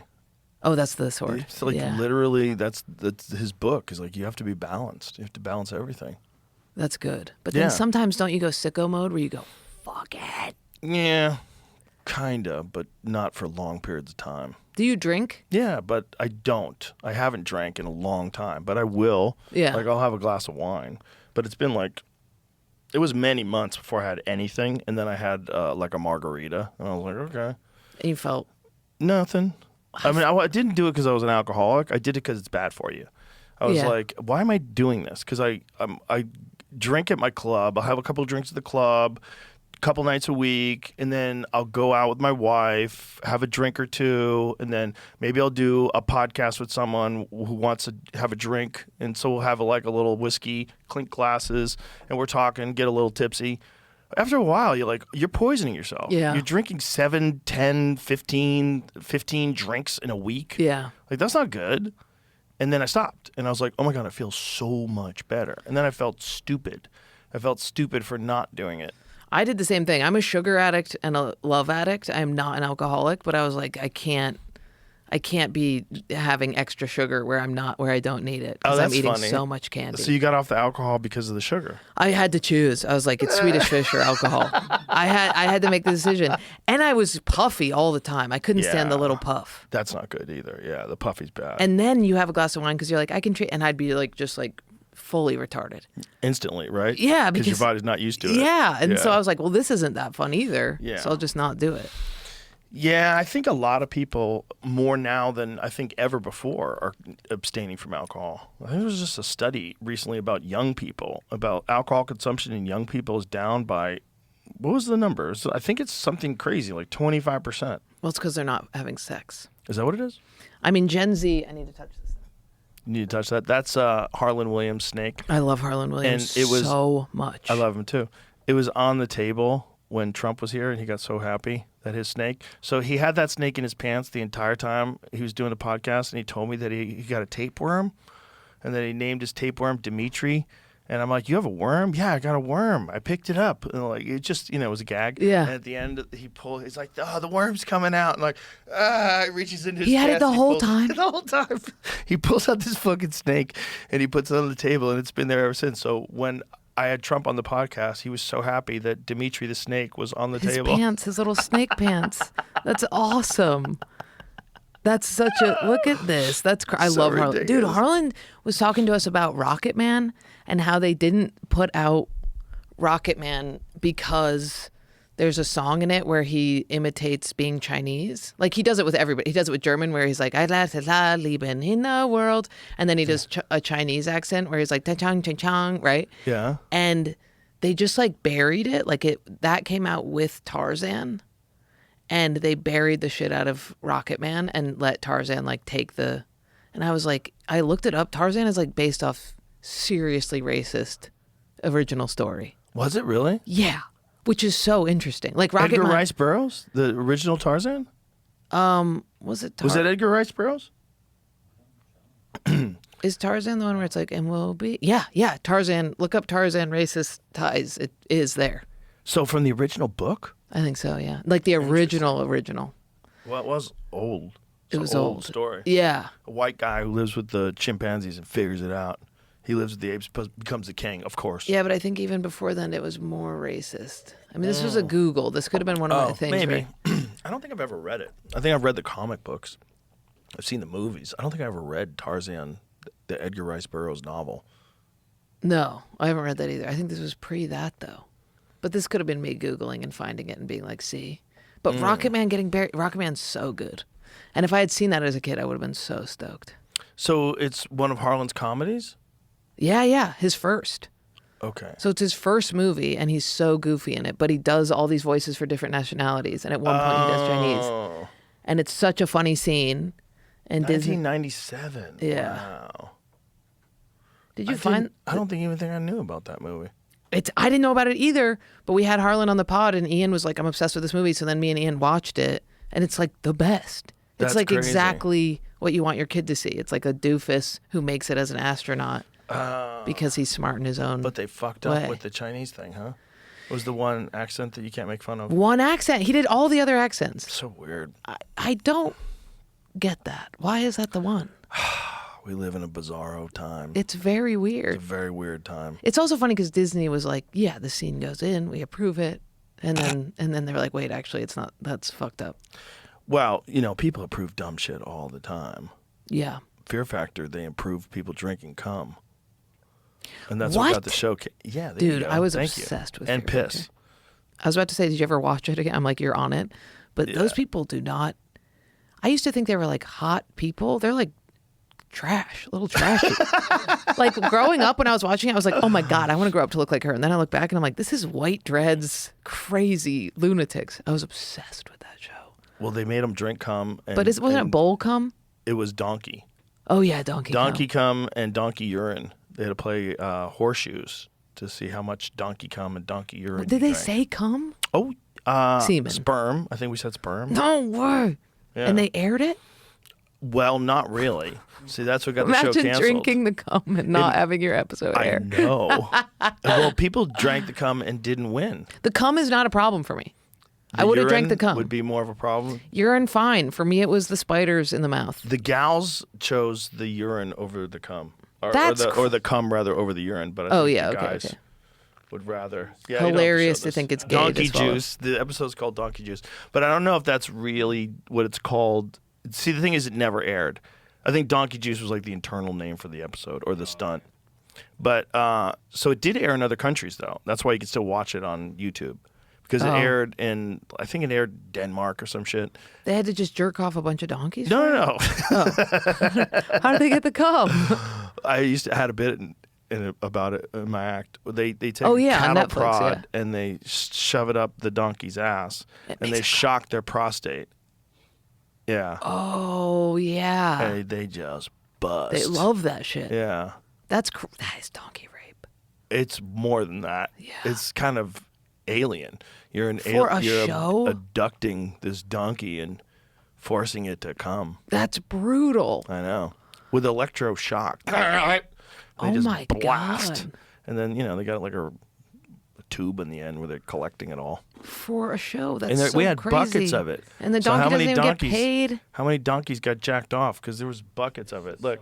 No, Yeah. no. Yeah. Oh, yeah. You know what? I They always chug it. assumed that was fake. Oh, no. It was super real. Yeah. What? 100%. Yeah. That's crazy. There's laws. There's laws, which was really good because, people say, how do I get on Fear Factor? Like, if you've ever met me, you can't get on the show, so you can't talk to me about it. If you want to get on the show, you can't talk to me right now. Yeah. And it will, get me out of conversations. That's good. Yeah. Nice. That's really good. Yeah. Because I can't help anybody get on the show. But there's laws, you can't say it's donkey cum when it's not donkey cum. It is really? cum. You're drinking cum. Yeah, otherwise your show's not a game show anymore. How'd they get all that stuff? All the worms. So many worms. Farms. Worm farms. Oh, yeah, for bait and Yeah, stuff. and yeah. then cockroach farms with the people that eat cockroaches. You had to put them on a specific diet for X amount of time before they're allowed to be consumed by Oh, people. really? Yeah, you can't just have them eating garbage and rotten meat. And the you get really spiders sick. in the mouth where they were climbing out. That was the one that me and my sister would watch to torture ourselves. Where they couldn't get the spider in the mouth because it was climbing out. Yeah, it was brutal. Ridiculous show. I literally signed up for it because I thought it was going to be canceled immediately and I'd have a lot of material. Were you able to tell jokes on it? No. No, they limited the shit out of you. No, they if I said something that they thought was controversial, most of the time they would edit it out. Did Jackass come? Jackass was after Fear No, Factor. I think it was before. It was during, I guess. Was it? I think so. Okay. I was obsessed with The first one both was of those. Survivor. Survivor was the first one on TV Yeah. where you're like, yo, which is still on the air, which is crazy. That is good. I thought the Osbournes. That was a second. reality show. There was ones before that, right? There was Totally Pauly. That was kind of a reality show, Oh, okay. But Totally Polly? Was that Polly Pauly Shore? Shore, yeah, he had a very famous MTV reality show Where he called did- Totally Pauly. Where he just fucked around? Just traveled around, met people. That's It's a cool. reality show. But I'm not wrong, right? Wasn't Survivor the first one of those kind of shows? Like game show? No, like a game show, but a reality show. Reality Game show. I think so. I mean, it definitely caught. There was that wave that came out around the same year as American Idol. What And, year did Survivor start? I think it's 90. Shit, I was in high school. I'll check, but it's 2000-ish, 99, 2000. Yeah. So Survivor was the first one. Yeah. That was the big one. I just can't believe it's still in the air. That's nuts. Was Fear Factor? 2000. 2000. May 31st, 2000. Oh, so it was only a year before Fear Factor because Fear Factor started in 2001. They're going to do a new one now. Who the hell's hosting it? I saw that. Wait. Johnny Survivor? Knoxville. Survivor? Comes full circle. No, Fear Factor. I think there's a new Fear Factor that Johnny Knoxville's going to host. That's awesome. So it all comes full circle. And you hated it. No, I didn't hate it. It's just it was a job. You were really sweet to the people. I was trying to be. You were very nice to them. I try to be nice. I remember being like, that's a comforting, you'd be a good acid person to trip acid with. You know what I Be a good mean? sitter. Maybe that's how you got good at, that's a fucked up trip to be like, you're going to put these fucking things in your mouth. There's that, but I would also, some people would be scared to do a stunt, and I'd be like, look, We have to make money. you 100% can do this. It's just not, people that have never really completely challenged themselves are not sure of where their boundaries lie, and they get really scared Yeah. when something new and crazy is about to happen, and they get overwhelmed by anxiety. And you can get them and go, hey, listen to me. You know that voice in your head telling you not to do this? Yeah. Fuck that voice. You can do this. And when you get done, you're going to be so happy. You're going to be so happy. But you just have to do it. And it's not going to be nearly as bad as you think it is. Just force yourself to do it, and you can do it. And they would do it. Yeah, it's because They drink when the I was a cum. kid, from the time I was 15 years old, I was teaching martial arts. So I'm used to coaching people. I would bring people to tournaments and people that were scared and they were going to have to fight and compete, and I would coach them. In the corner? You do Oh it yeah, in the corner? Oh, yeah. I just Yeah. went to the Serrano Katie Taylor match. Oh, did you really? It's a great fight. Dude, can I say I am straight as they come, but Katie Taylor, man. You'd get some of that? Dude, I just think she's the most attractive woman. The way she goes, I fight for the Lord. And she's like, dude, when they're all fucking brain fucked afterwards, and she's like, I just want to go ahead and thank everybody for coming. And number one, and you're like, nobody knows what you're saying. Right. The brain damage, though, is crazy. I box, and I'm not. You still box? Yeah, I box, but I don't. I mean, I when my trainer is in town, But even sparring, I'm like, we got to do this occasionally because I'm fucking fucked up afterwards. Yeah, I have friends that still spar. I'm like, stop doing that. Yeah, a lot of people stop aren't getting hit sparring in at the all. head. They just fight. Well, it's just that's rare. Most fighters spar. There's a few that don't. Like Max Holloway for a while wasn't sparring because he was trying to preserve himself for fights. But then when he had to fight when he had Justin Gaethje, I think it was. With Justin Gaethje, he's like, I got to start sparring again because I'm going to fight someone who's really dangerous. You can't have any... It's just so when I started boxing, I was like, I'm never going to spar. That's crazy. And then like a month in, I was like so addicted and it was so much fun. It felt like you were training so that you could spar. It is fun to do. And then I would do a podcast and be like, I say beige. And I'd be like, oh, we can't do that. We can't do that. And you listen to Serrano and Katie when they're like fighting in those like press conferences. And it sounds like two drunk kids. Like they're like, no, she fucking said that we were going to, and you're like, I cannot be doing that. Well, the real rough one is when you talk to guys that are in like their 50s and they've been retired for years and they're slurring their words. You barely understand what they're saying. Yeah. You're like, fuck. Yeah. And they have so much money, but what do they? Well, some of them don't even have the money anymore. Usually they go through a few divorces because they're crazy. And Yeah. no one can stay with them. They're out of their fucking mind. Yeah. You know, and they're probably alcoholics because their brain's completely shattered. Yeah. Do men get more aggressive when they get brain damage? Yeah. They definitely can. It depends entirely on the individual. But Like do women get CTE? oh yeah, 100%. Yeah, they can get aggressive too. Really? They get real impulsive. Men and women that have brain damage. They get impulsive. They can't control their instincts, their impulses rather. They have addiction problems because they feel off, right? So they Oh, want yeah, a to little drink manic. alcohol Yeah. to calm down or do cocaine. A lot of them wind up doing coke. To feel up because they're Yeah, 'cause fried. you're fried. Your brain's cooked. Your endocrine system's all fucked up. Your pituitary gland's been bouncing around inside your fucking skull. Is your brain fucked? Did your Probably brain? a little bit, Yeah. but like just the right amount. Yeah, yeah, yeah. Just the right When did you amount. stop? Well, I stopped fighting when I was 22, I think was Oh, my good, last good. fights. And I stopped sparring when I was like 27 or 28. Oh, good. So you had the Yeah, gummy. I did a little bit of kid brain. sparring later when I was in my 30s. Do you do but- jujitsu? You Yeah. do jujitsu. Do you grapple with you? But that the brain damage you get from that is rare. It's not. Maybe I should do that. My mom always tells me that I would Kim like that. Congdon does it. Ask her about it. Okay. Yeah. The boxing, the hitting. Yeah, don't do that. But even just training with mitts. Mm-hmm. I have such a rage issue that beating the shit out of something feels. Even when I go to the gym and just beat the shit out of the bag, I feel Oh so yeah, much better. it's super good for you. There's nothing better to like relieve stress than hitting the bag. Yeah. It's the best. Don't stop doing that. I mean, definitely keep hitting pads, but don't get any brain damage. You know what I'm worried about jujitsu? What? The fainting.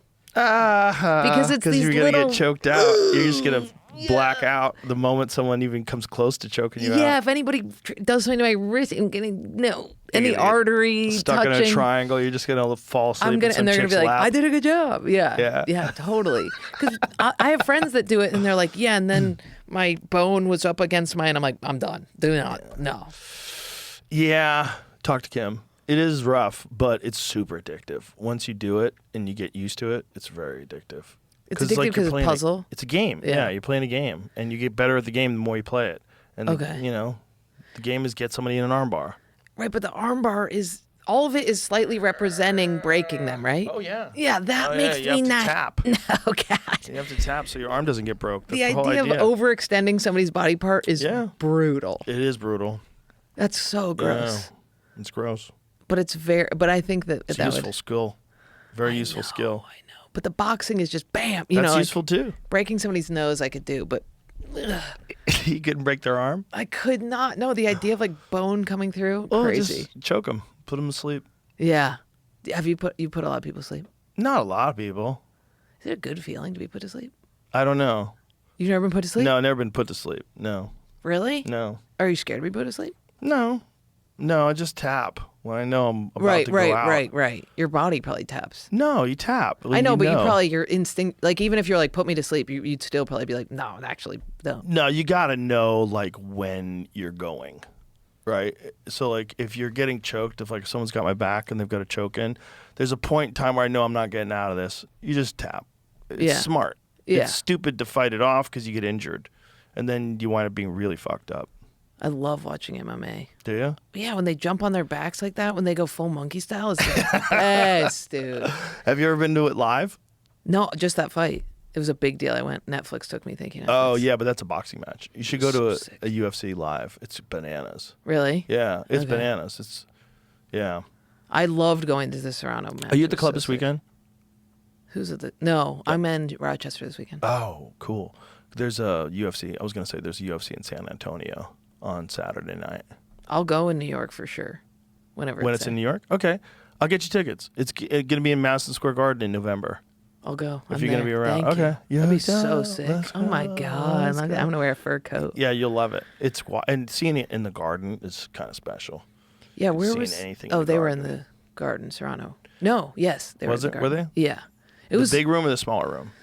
big. The big Sold room, it yeah. out. Wow. Serrano made 14 mil or something. I mean, they Jesus made. Christ. I know. That's great. Isn't that great? That's awesome. Yeah. And the card was incredible. Watching them. Madison Square Garden has got a lot of energy in that room too. There's something crazy about that room. Yeah. It's just like the amount of concerts and fights and events that have taken place, and that you feel it in the building when you walk in. You're like, whoa. Yeah, it's intense. This place is alive. It's awesome. Yeah. Like when you go to a new arena and they're brand new and you walk in the door and it's empty and you're wandering around like, wow, cool place. But you walk in the garden, you're like, yo, this place is alive. It's Yeah. got memories in Yeah. here. The other ones feel like racquetball. Like you could, you know what I mean? Like Right. you could hit a racquetball around in one. It's like they're the stage. Because I've done arenas with Tom a bunch, Segura. And you can definitely feel the ones that have like been there versus the ones that they put up recently. Yeah. Yeah, they have history. I History can't- is I'm so burned bad into at them. buildings. I'm so bad at rotating. Oh, it's weird. It's so weird. It's the best way, though, because it's the only way you can do an arena where it's intimate. So what we're talking about is a stage that's round. Oh yeah, in the Yeah, round. In the yeah. round. Yeah. It's Tom the was best like, way. just say a joke, then pivot. Just, but I would, Yeah. every time I get up there, and I'd be like, here's my joke. I'm gonna turn to these people now, and I would turn every single But time. that's funny, though. Yeah, it was totally great. Yeah. But I couldn't do the like natural rotation. The good thing about it is, though, it makes the show intimate, even though there's 16,000 people there. Yeah. Because there's people on this side facing people on the other side. So everybody realizes they're all in it together. And the Jumbotron. I mean, my Yeah. Netflix special is shot. I was like, wherever your camera is, shove it the fuck up my nose. Like, I'm so sick of seeing specials where I'm watching their whole body the whole time. Like, show my face because my facial movements are like half of my joke. Right. And in the arena, you get that. Like, I remember watching Louis at the Hulu theater, and it was just the fucking jumbotrons. You saw every little movement he was making, and I was like, "That's so sick," because Yeah. it's so in a club you see that. Right. You know? And that's what you want to see, especially if you're looking at it on the screen, which is weird. Yeah, and then sometimes you watch somebody and you're like, I should just have gone home and watched this because then Right. I would see their face. Right. But the jumbotron fucking nails you, and it's so sick. Yeah. Well, that's the good thing about the round, too. You can have your back to them, and they totally can still see your face. I know, but I'm always worried about my butt. I'm like, look at my butt. It's crazy. I want like a trench coat or something. It's Wear a nuts. trench coat. I Do feel like like I'm what always doing Kinnison used circles. to do. That's Oh what- yeah, Kinnison used to wear a trench coat. I can go Trinity. Trinity from Matrix. Yeah, my, there my you go. icon. There you I'm go. obsessed with Trinity. Oh, yeah. Did you ever hear that lady that claims that she wrote The Matrix and they stole the idea from her? Dude, anime wrote that fucking shit. That Anime? shit is like ancient as hell. It's Terminator and Matrix. It's both of them. It's like one Right. She says she story. wrote both of them. Yeah. Is there any credibility to what she says? We don't know. I had a joke about the Matrix that people were upset about, where I was upset that the Wachowski sisters were in the top 10 female directors. Oh, no. Are they really? Yeah, because I was like, if they had come into, say they had come into MGM as sisters, being like, we want to pitch a movie, like in the Right. 90s, like, we want to pitch a movie, it's about a guy and he's in a simulation. They'd be like, how about you simulate my dick in your mouth? You know what I mean? Like, and it's not like anti anything, but people still got mad. But yeah, that joke is, it was one of my favorites for a while because I'm obsessed with The Matrix. It's my favorite movie. It was a great ever. movie, and I think we're about to literally live it. Yeah. We're real close. I'm in the camp that everybody thinks I'm fully retarded. They just told me a lot on Twitter that AI is going to help things, not hurt things. I would like the record to state that this is my theory because I think it's going to be proved right. You think that AI is going to help people not hurt things? Yes. Oh, that's interesting. How do you think that that's going to happen? I just think that the whole catastrophic, this is going to be an entity that ends all of us. I don't think it's going to do that. I think that maybe I'm just looking at the positive side, but I think it's such a smart piece of technology that was so in the works the whole time to be made that it's going to help us solve problems. Like, I think humanity has been trying to create somebody that can work on a supercomputer level to solve problems faster and more efficiently. Yeah, that's definitely the best case scenario use for it. Right, but the corporations are evil and yeah. all The of that. problem is they've already shown that these large language models can be programmed with ideology, right? So did you ever see the disaster they had with Google Gemini when they first launched it? Where they said, show us images of Nazi soldiers, and they had multiracial Nazi soldiers. Yeah. They like an Asian woman was a Nazi soldier, a black woman, Yeah. an Indian. They had a Native American lady who was a Nazi. Like, Yeah. That's not real. Okay, so your ideology, by making everything diverse, you've distorted history. Like, so your ideology interfered with truth. Okay, But so that aren't means we it's do programmed. that when we take down all the Right, but we're not statues? that. But we're not supposed to be this large language model. This large language model is supposed to be eventually super intelligence in artificial form, right? So a super intelligence wouldn't do that. It would know that Nazis were German and they were, It wasn't Nazi that they asked for. They asked for German soldiers, and then it gave people in color, which 1943, which would have been Nazi soldiers. Yeah, why are you getting all technical? You're asking a large language model to do something. I know, but it did show German soldiers that were wearing Nazi swastikas that were multiracial. I'm just saying it didn't. The question you have to be specific when you're talking Right. about these things. Okay. That's why German soldier, which happened to be Nazi. I was trying to with that music stuff all night, and you have to be very specific when you want.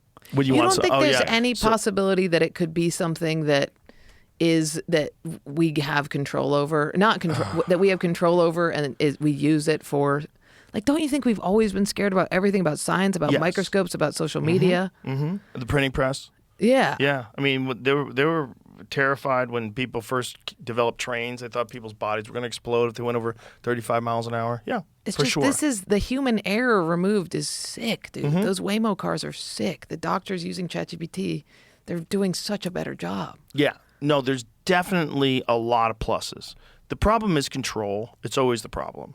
And every person that has an enormous amount of power should be carefully scrutinized. And the kind of power that you're going to have if you are in control of essentially a digital god, like, it becomes a problem when human beings are involved. Now, if they become completely autonomous, then you have a problem with us being irrelevant. But that's what I'm talking about, that situation where they become autonomous. That's what I'm referring to. So Right. say we have an autonomous entity. Why would it kill us? We don't go, you know what I Well, mean? I'm not saying it would. I don't think it would. I don't think it would kill us, but it would probably give us incentive to not breed, which I think if I was an intelligent life force, I would kind of do it exactly the way our society is already going. Yeah, we're already Like doing right it. now. We're doing it to ourselves, but that might be by design, is my point. It might be that in order to not alarm us, that this artificial intelligence has engineered our diet and our environment to kill our reproductive system. And it's already but it's doing it in a very innocuous way with microplastics and it's doing it in a way where we don't even know what's happening. And it's just happening But on the nice and same slowly. coin, it could be like, hey, what if we actually perpetuated the species and got it back to life like the pandas? I don't think that's going to happen. I think what's going to happen is we're going to become hybrids. We're going to become a cyborg, like a real legitimate cyborg. I'm stoked about that. Are you? Yeah. You be first in line? Oh my God, give me the frickin' parts. I faint at blood. No more blood. Make me a cyborg. I'm happy. I love metal. I love scrap metal. I love cars. Make me a fucking car, dude. I hate this gooey thing. I don't know what's going to happen, but I do know it's going to be unprecedented. It's going to be a new thing. I'm surprised. The one thing that did freak me out is a guy the other day at a bachelorette party had the goggles on that was recording us. Oh, God. When I realized that, when I was like, oh shit, The meta AI is going to glasses. take in Everything. all of the information. Yeah. There's a lot of people wearing the meta glasses everywhere, which is like, at one point, you're like, oh, well, it's cool, new technology. Another thing, you're like, but people probably don't even fucking know they're getting recorded, and that's kind of crazy. Yeah. It's kind of Well, weird. also, I don't like the idea of all these digital images of things. Like if it could be printed out into matter and you could look at it, but the idea of like your entire life, like even us with the fucking iPhones, all these photos stress me the fuck out, dude. Why? Because it's so much, because there's something about it, because when you have a photo, you're in the present with a past photo, right? Like I'm sitting here in this reality with a past reality that I can hold. Right. The weird giant vortex of memory is almost like my vortex of memory. You know what I mean? Like neither of them have matter. My memory in my brain and this brain here. I don't like that. I think that I want the memory to be contained in matter or in my memory. I don't like this being a brain. And I don't like it holding pictures of all of my past. Well, I think when you say I want to be a cyborg, you're going to hold all of it, and you're going to have a hard drive. So instead of having a memory where it's fallible right now, Yeah. like your memory is like weird, like when did we do that? Was that in Yeah. November? Oh my God, that was November? You'll have an actual memory just like you have on your phone where you can go back to like like it suggests you on this day, and you go to like 2017, like, oh my God, look at it. Oh my God, they're so young. Oh my God, look. That would feel less disembodied than this fucking weird unit that we're all addicted to. Mm-hmm. You know what I mean? It's already a part of us. It's so weird that it's just man and unit everywhere. But the unit you can just put down. You think it'll be... You can put the unit down. You think we're going to be cyborgs like it's going to be... Yeah. Like human beings will have a chip in their brain that anytime I'm like, what year was that? It might not even be a chip. It might be a wearable. Wearable you can put down. They might be able to have something that you put on the top of your head, with electrodes that touch your temples, and it just sends signals into your brain and works from there. I mean, who knows? It's so cutting edge. And then once AI gets into the picture, right, and AI, if you get sentient AI and you get AI that understands like how human neurotransmitters work and what to stimulate, what not to stimulate, it might devise ideas that we never even anticipated in terms of like how to implement this technology, and it'll probably figure out how to make it better, and then it'll be off to the races. I was so scared today because I texted my friend suicidal. Like she texted me about something and I wrote like... tongue-in-cheek, I'm suicidal, right? Like I'm not actually, but I wrote it. And I was like, shit, my phone is now going to send me so many fucking don't kill yourself stuff. Does it do that? Yeah, dude. Every time I text some shit like that, I'll go on Instagram and it'll be like, don't do this, seek help, blah, blah, blah. Or that's what's creepy is that your fucking Instagram knows what you're texting to your friends. Yeah. I've had 2 people recently be like, do you ever think it like sometimes I'll think a thought and an ad will come up. And That's I'm like, coming. And 2 people in 1 week said that to me. Yeah, but doesn't that just mean it's a coincidence? I don't know. That means you're relying on coincidence. Did you watch this thing I sent you yesterday? I didn't. What is it? All right, so this got announced yesterday. They do not describe Oh, how it yeah, works. I did. I forgot. Yeah, go ahead. It play allows telepathic communication in some way with a headset. They're clearly connected to something, and they don't show that. But these 2 guys start talking. Those guys aren't real. Oh, they're real. Oh, sorry. Shit, there's another video. Why does it have... What's this music? Some of their sound is playing. Oh. There's a dog. Got some Apple Vision. Oh, the Apple Vision. So this one is actually translated. Let me go back to these 2 guys talking. No way. These guys just have the telepathy tapes autism. It's showing like they're trying to have a communication about food. They're not speaking. It's really hard to like hear this. That's and, crazy. Environment or a quiet office. but he describes like you could be in a party and both have the headset on Saying a word. and The think signals words. alter ego detects aren't affected by environmental noise. So even if All you're right, these fuckers have to be stopped. This is too crazy. Yeah, now you're different, right? Yeah, that's not okay. I like how you swing one way and the other. No, one fuck translates that, it. dude. These dorks, these Glad to show dorks you in Shanghai. fucking coffee shops I'm talking gonna use my shit. alter ego to go to give you a travel tip. Yeah, it translates that into Hindi. So it starts off in English, switches it to Hindi. Whoa. And the weird thing, which was you guys were just described, they don't talk about how this works yet. They literally just like put up a video on Twitter yesterday, like if you want more information, go to our website. And so you're describing like if they have a way to get brain waves in some way. All right, yeah, I'm out on this. I'm out on Can't this. pick it up. Especially when I see the kids that are doing it, I'm like, these kids are just fucking dorks who are getting so far. They're going to look like aliens. This isn't like the agents from the Spindly little Matrix people inventing with shit. big heads. Yeah. That's what's going to happen. But if it was the agents from the Matrix, like some attractive men in, sunglasses and Ray-Bans. suits, I'd be like, okay, what you guys have planned is probably better than reality. But those fucking dorks being like, this is what we're doing now, I hate think that. no matter what we do, technology is going to keep moving. No matter what we Yeah. do. And China's going to do it. Russia's going to do it. Everybody with power is going to do it. Anybody that has the resources, they're going to keep pushing this technology. And if you just think, where's it going? Well, it's going in that direction. You're going to become a part of some fucking giant hive mind. Yeah. We're all going to be sharing thoughts together and it's some bizarre buzz of information that we all suck from. Yeah. It's going to be real weird.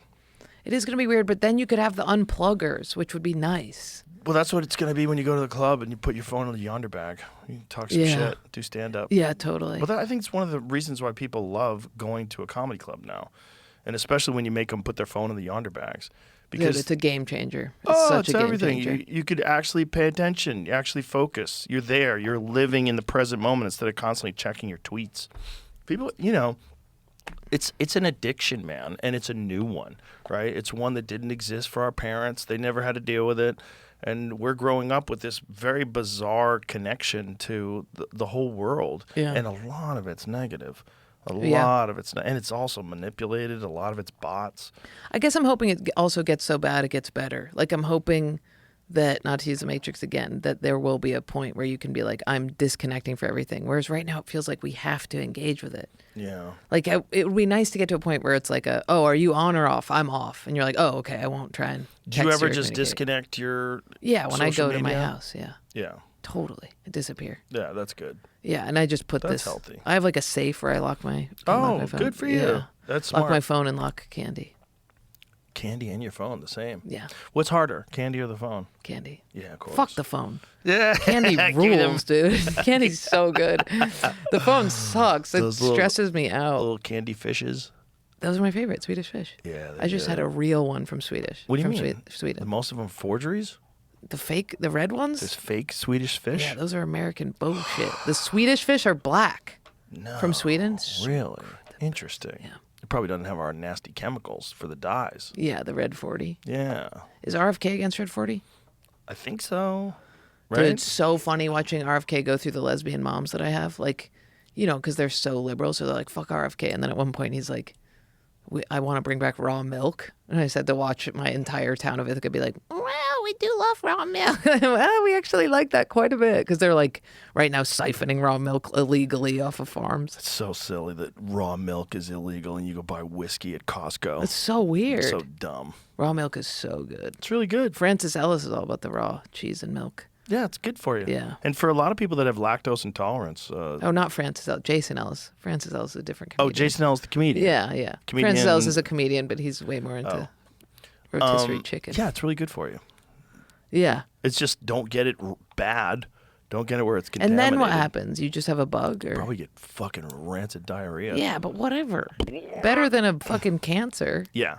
Well, I think your body, when it's homogenized and pasteurized, it's like, what is this? Yeah. With no enzymes. What is this water protein you're making me drink that I'm going to fart out? Yeah. I bet we could drink endless raw milk. I bet we could really go ham on raw milk and cheese. Swedish fish is a taste supposed to be called a lingonberry, A lingonberry. but the black stuff is a different kind. It's called Okay. salmiak, which is black salted licorice. It That doesn't shit sound is good. Ooh, And I you think like that? Is that your shit? Yeah, that's my ammonium shit. chloride. Ammonium chloride. Nice. Probably not better than red 40. I don't Well, know. let's Google ammonium chloride. We assume What is that, everything Nordic Jazz? countries do is better. I know, It's right? crazy. I feel like we that's what's assume. been smelling salts. They'll be in the audience and I'll be like, oh, you think you're better than me? And they're like, no, we really like you. White crystalline water-soluble I mean, salt. that's just salt. Too. Oh, formed from ammonia and hydrogen chloride, used primarily as a fertilizer, an Found in dry salt expectorant in batteries. cold medications, and a component in Oh, soldering dry. and galvanizing fluxes to clean metal surfaces. Yeah. Also found in dry cell batteries, such as a flavoring agent in its natural form. It's called salammoniac. I'm sure it's delicious. That's good. Well, it's like monosodium glutamate. Everybody was scared of that for the longest time. And Bourdain and I were talking about it, and he's like, no. He was like, it's good. He's like, it makes the food taste better. I go, Anthony Bourdain. right, it does, right? He's like, yeah. I go, what do you think about all the stuff about it being bad for you? Because I think it's bullshit. Yeah.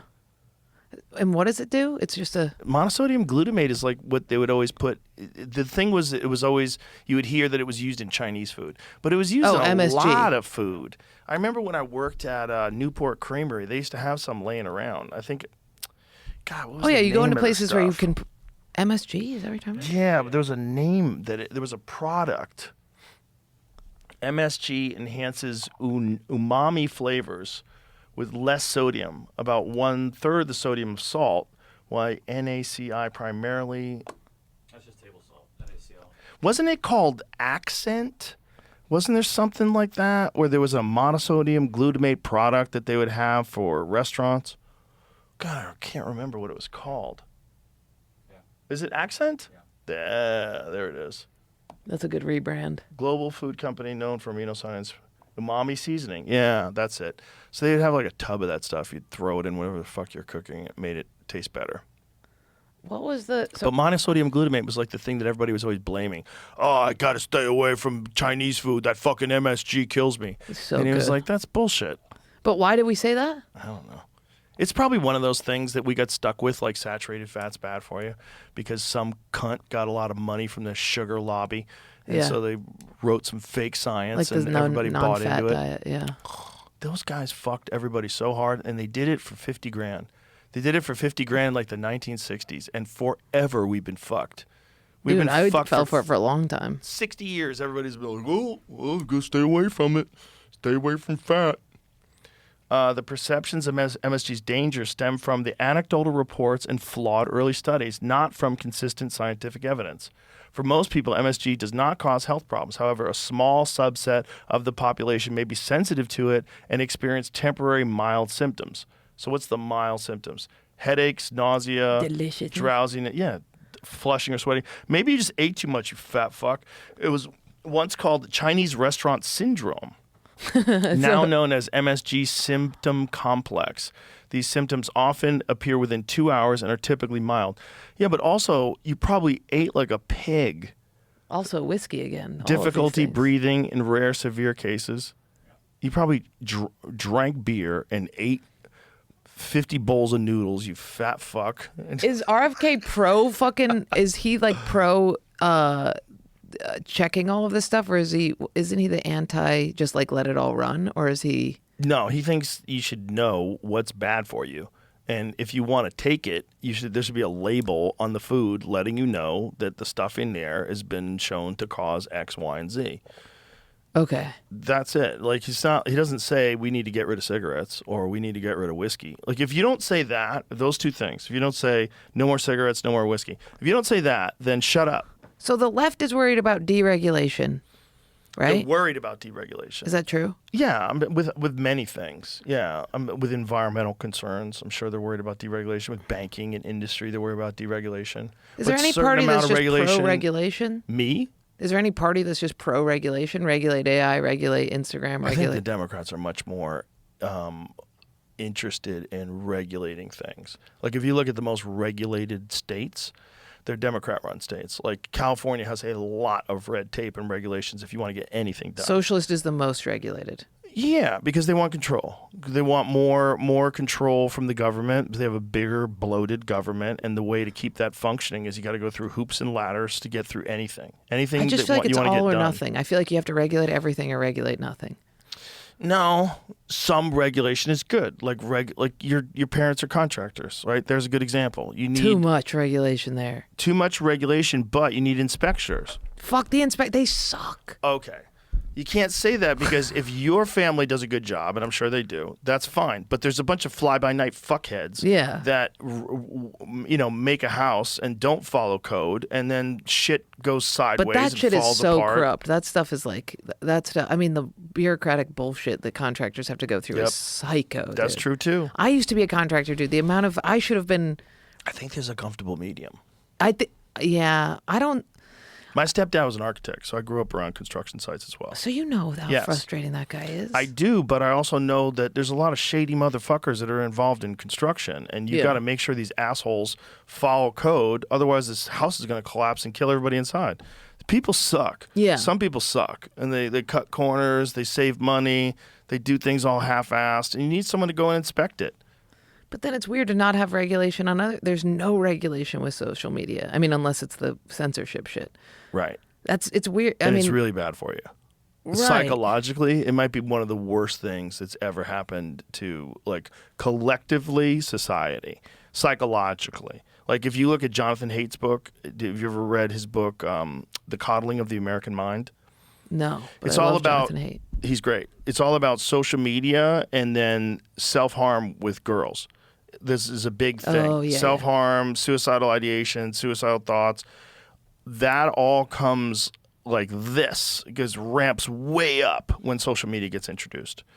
And There should just be elected committees, elected psychological committee, elected philosophical says committee. who's going to tell you can and can't do it? Who's going to say you should and shouldn't say things? If you don't like it, you should get off of it. And that's what I do. I just stay off Yeah, of but it these for the most part. kids are just I on know, but so is booze, right? They have to know. Don't do that. It'll ruin your life. Don't do this. This could ruin your life too.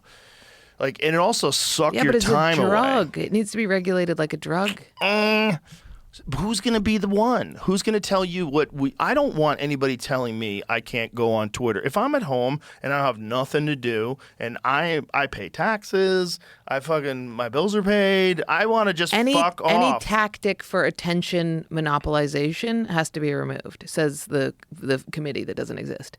Like, you know how you feed them? But it's not monopolization if you can shut it off anytime you want. But it pulls you in. It sends you alerts. It gives you the dopamine thing. I don't have alerts on. I've never had alerts on. The kids do. Yeah, well, they should shut that shit off. Someone should teach them how to use it correctly. And also tell them, like, hey, this is a lot of negativity, and a lot of these people are wasting their life on this shit. You're wasting your time. But I know that, and I just fell into a dark hellhole last night. Like, it's hard to avoid. It's. It is, but you can do it. I do it. Yeah, but I can do it, but 13-year-old Jordan Right. would be fucking hanging from that closet at the Airbnb. I mean, it would be rough. 15-year-old Joe would be tweeting horrible shit at every celebrity. Just horrible shit. That's the other thing. Horrible shit. Yeah, under fake accounts. You can make 30 different accounts. Yeah. Make a new Gmail address, make a new account. All they have is Maybe your IP that should address. be no more fake accounts. Yeah, but then the thing is, whistleblowers are important, right? If someone is in the government and there's some shady shit going on and you can expose it and you don't want to die. Yeah. You don't want to get Seth riched. Yeah. But isn't there another way to whistleblow, like graffiti or something? No. It doesn't work. By a billboard? It can't go viral. Yeah. Billboards don't go viral. You gotta be able to express yourself without fear of consequences, because there's a lot of people that don't have any power, and there's a government, or maybe you find out that the corporation you work for is doing some horrible shit, and they're bypassing some environmental regulation and dumping toxic stuff into the ocean. Like, Well, maybe it just comes down to regulating the corporations and being like, bro, you can't make money off of people's data. You can't make money off of. That's a problem. It's because we didn't know when we all signed up for it that data was going to be this massive commodity. Not only is it very valuable, but then it gives them insane power. The people that have all that money and have all that power, now they're in control of, essentially all social discourse. So maybe that's the thing that needs to be regulated. I don't know. Because when they do regulate it, then it's like you saw. Did you ever read the Twitter files? Did you read any of the stuff that Matt Taibbi and Schellenberger and all these guys? When Elon purchased Twitter, one of the things they found out was the intelligence communities had been deeply embedded into Twitter, and then they were involved in suppressing certain narratives and pushing other ones. Right. And it was like really sketchy stuff, like dangerous stuff. Because if they have the power to suppress accurate, real information, then you're propagandizing to the entire country. You're shifting narratives. You're changing the way people think about things. This can affect elections. This can affect public health. This can affect everything. And they were doing that. And they were doing it because they had regulation over social media. They had power. Now, Elon comes along and he's like, fuck that. It's Wild West time, and opens it wide up. And everyone's like, oh, it's all racist now. There's Nazis. Like, yes, there's more of that now because it's not getting banned. But also there's more people that, can talk about virtually anything that they want to. And you can debate it out. You can talk about the climate. You can talk about the moon. You can talk about asteroids. You can talk about foreign governments. You can talk about anything. And that's better. It's better to have people say horrible shit, but also be able to say true shit than not be able to say anything. Yeah, but it just comes down to kids for me because they get radicalized. I mean, when you see the racist shit and you join the tribe, it just like becomes...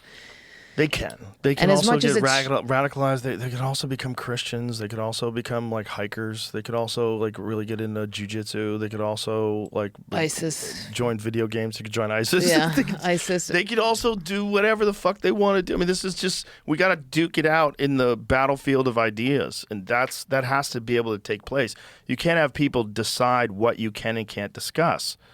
Because the problem with that is, like, then they have power over you. And they have power over the most important thing that we do as a culture, which is figure out what's right and what's wrong. Figure out who's correct and who's incorrect. What's a fact and what is a lie? What is propaganda? Why have they made so much money pushing this thing where there's no science behind it? And if you say, then they say, trust the science. Okay, well, show me what the science is. And then you have people that are looking at the science that are actual scientists that get boycotted and banned from Twitter. That's one of the things that happened during this whole FBI infiltration of Twitter, or whatever the organization was that the government had that was it was multiple organizations deeply embedded. They were kicking people off. They were like Stanford scientists that they had a different view of how the pandemic should be handled. They're kicking them off Twitter. And then you get to a point where you need regulators on the regulators, and who's going to regulate the regulators? Who's going to regulate the regulators? So you think Wild West, teach your kids correctly? Yes, I think that's better. I think this is the world we're living in, and it's a weird world. But this is the reality of the world, and you need to prepare them for the reality of the world. Don't shield them from it.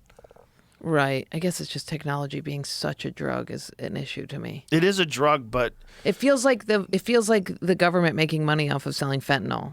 That's what it feels like. But it's also fun for kids too. They're doing Snapchats and they're having a good time too. Yeah. It's not all negative. It's just it can be negative. And the pile-ons, like when people like that lady, what she did to her daughter, which is the most evil fucking thing ever. But there's groups of kids that will go after a kid and pile on them and attack them anonymously. And, kids kill themselves over things like that. It freaks them out. Teens? Yes. How do they deal with it? They're pretty remarkably healthy. It's very strange. They have social media, but they aren't crazy about it. Yeah, one of them just got off of everything. She wants to concentrate on her schoolwork. She hasn't been on any social media in over 90 days. It's very impressive. But that's an addiction to be like 90 days I'm clean. Yeah, sober. but it's also she can do it. Yeah. It's like it's not an addiction like, oh my God, if you ever get on social media again, now you're going to be homeless and snorting social media. No, it's like it's a thing that's not necessarily good for you. Just like cake. Don't eat cake all day. Yeah. But if you want to have a birthday cake, or you want to occasionally have a piece of cake, you have dinner, nice dinner, let's get some dessert. Fuck it. Yeah, Let's but what get an about the espresso. cake? What if every time I went to go eat cake, there was 90 other dudes in the cake shop that were being like, we should kill this group of people? And you'd be like, fuck, I really want to eat cake, but these people keep saying that, and maybe I believe them because I've read so much. At some point, somebody should walk into the cake shop and be like, dude, you guys can't be here. There are laws, right? So, like, there's free speech, but if you threaten someone, there's laws against that. And if you threaten a group? Yes. Yeah. If you say, I want to kill all the Greeks in America, like Greeks someone will come get you. Nobody wants them dead. We love them. Everybody so loves much. Greeks. Yeah. But if you just said something like that, someone would visit you from the FBI if you make threats against people. But we have existing laws that already protect people from that. Okay. I just think most people should stay the fuck off of it because most of the people that are doing it are wasting their life.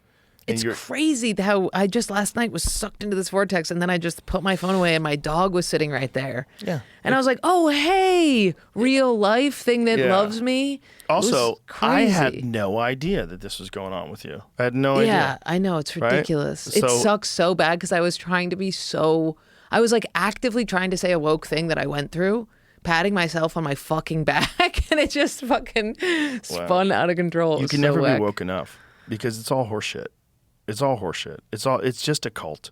It's a cult that is mostly perpetrated by people that don't have a religion.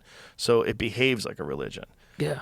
You can get excommunicated. You can get cast out of the kingdom for life. There's rules. If you follow those rules, you'll be good. If you're not, you're a heretic. Yeah. It's a religion. And it's a religion for people that don't have a religion. Because there's a fucking weird part of our brain that whether you are a Democrat or a Republican, it fits that spot. Right. So there's if you don't have something in your life that you think of as a higher power, or at least have like some sort of ethical and moral foundation and some goal, some higher goal that you ascribe to, something will fill that spot. There's a spot in your brain, and that spot will be I'm a Republican, or that spot will be I'm a liberal.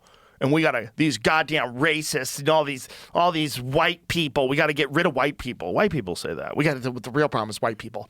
They'll say that, and they'll pat themselves on the back while they're saying it because they think they're being a good wokester. Yeah. It's just nuts. It's just religion. It's just. It's crazy how many people DM'd me and I DM'd them Mecca. back, being like, "Hey, I just want you to know, like, I like totally didn't mean to hurt anybody, and I'm really sorry if you're offended by this." And they would just immediately be like, "Oh, it's totally okay. I take back everything I said." When what they said was like, "You fucking bitch," and I just was like, "Hey, I'm a person," and they're like, "Oh shit, I completely forgot." And I was like, "Oh, okay, yeah." Everybody completely. It's a terrible way to communicate. It's bizarre, yeah. I mean, I fucking do it. I talk so much shit about everything, and then I get there, and I'm like, oh yeah, this is. I think it just feels good to believe something. It feels so good to stand your ground on something and to be like, right. I did something today that meant something, even though it doesn't mean anything. It doesn't. We need meaning so fucking bad. We do, and that's why it takes the place of religion for people who don't have religion. It's a big but part it doesn't have to be religion. You can have it be No, it doesn't have to be yeah. religion. No, but I mean, there's a spot in our brains. Yeah. That religion has always been there, and we filled that spot with whatever the fuck it is. Leftist politics, right-wing ideology, whatever the fuck it is. Yeah. You find a thing that becomes your religion. Totally. People are fucking broken. We're so weird. It is but broken. We're also wonderful. We're fun. When we work right. When we're face to face. Yeah. Yeah. I mean, and even online, then, sometimes it's not, crazy. But then you run into the person who talks shit about you, and you're like, oh, hey, you were just playing the video game. Yep. Of hatred. Yep. Yeah. Yeah. And that's what most people are doing on Instagram and on Twitter, because it's just such an easy thing to do. And especially if your life sucks, it's a great distraction. You can pay attention to other people and tell fucking Jordan, that fucking cunt, and just say horrible shit, and it distracts you from whatever's wrong with your life. But the video game of like health and body perfection, like getting jacked, is like the religion that many comics are in. Me too, and it does take that role a lot. Like a lot of times when people are just hatred, I'm like, just target lower belly fat. If you want to be fucking activated about something, get fucking pissed at that. You know what I mean? Because it's always, I look at the picture of these people and they're just like miserable fuckers in a basement. And I'm like, dude, what if you just spent all day taking a really long bath and just cleaning that shit off you? You know what I mean? Instead of hating me. Well, think about what we were talking about with OCD, those tight grooves of behavior that just get it's so easy to slide into those grooves. They're so honed. Yeah. They've been used so many times. Just an instantaneous decision to go down those pathways. It's hard for people. It's hard for people to snap out of them, especially people that are fragile and that are worried about getting attacked themselves. Those are the most vicious. Yeah. The most fragile people are the most vicious. They're the most mean, the ones that are worried about being criticized themselves. Yeah, totally. Yeah. Yeah. Hurt people. True that. That's it. I've done it. I've hurt people. We all have. Yeah. Yeah. It's normal. It's a normal part of being a person.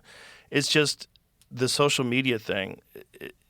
There's very little value and a lot of negativity. Or you could use it correctly if you're a journalist or if you're someone who's like curated a good feed and you just want to find out what's actually happening. Yeah. Because the world's filled with like crazy shit that happens all the time that you don't know about unless you get on Twitter.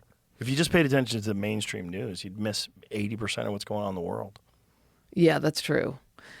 Yeah, I mean, there's so much. I talk so much shit about social media, but the amount of animal videos that have brought me back from the... I mean, I found out that otters have a little skin pocket, and it's like saved my life multiple times just knowing that. Like that shit is so good. Yeah. Any fast intake of National Geographic online is like, Oh, yeah. Yeah, totally. Well, there's like most of my time I spend if I'm fucking off on my phone is on YouTube. And I don't have a problem with that because most of that is like videos. I'm getting educated. Yeah, like, I would oh, not have that's been able to be a crazy. contractor This is without interesting. YouTube. Yeah. I should have called my business There's YouTube. so much you can learn if you just do it right. Like YouTube is the most amazing resource if you just do it right. And there's just some fucking guy who's like, I'm going to teach you exactly how to utilize this impact driver. And you're like, yeah, I don't know why you're doing this, but thank you. Yeah, why are you doing that? It's really weird. Some of those people, they're like, I'm going to tell you how to change a Toyota tire on a Nissan truck. And I'm like, that's exactly what I 52 need. views. It's crazy. Right. Yeah, those guys rule. Oh, there's so much good how-to stuff that's available online. But or you can get on Twitter and just start yelling about the Jews. Or figure out a thing, whatever it is. Yeah. What the fucking climate? Do you understand what's happening? We won't have an earth for our children. People go crazy. Are you worried about your kids' future? Of course. Yeah, of course. I'm worried about everybody's future. I'm worried about their future. I don't want anything bad to happen to them. Just like I don't want anything bad to happen to anybody. That's why I don't think I can have kids. But when people say that, I wouldn't want to have kids today. I'm like, yeah, why would you with all the books and medicine and shit? People had kids before they figured out doors. When they say I don't want to bring a kid into this world, like I sometimes don't want a kid just because the idea of letting my dog outside without me scares me. But and I'm neurotic. But when they say that, I'm like, you're talking about the absence of consciousness being superior to consciousness. Yeah. That's a paradox. You can't say one is better than the other. There is no better until you're born. Not only that, there's a lot of people in my life that I love. I have a lot of good friends. I have a lot of people that I love. The only way you make people is they have to be babies. And then they grow up to be people that you love. Yeah. That's the game. Yeah. That's life. You have to, if you love people, you probably love kids. Yeah. You just don't know it. And you probably are, terrified of responsibility, which is real. Yeah. But you can have kids. It's not bad. Do you think everybody should do it? No. I think I think you can have a rich and full life and never have children. I don't think there's anything wrong with that. And I always resented that when I didn't have children. People saying, "Oh, you don't even know. You don't have kids." Yeah, yeah. Like, okay. Like, don't say that. That's silly. Did it then change you alienate anything? people. Yeah, it changes everything. Did it unlock like a Molly level of love? Yes. Chappelle had the best quote about this. He said, "Not only did it change the amount of love that I have, it changed my capacity for love." Okay.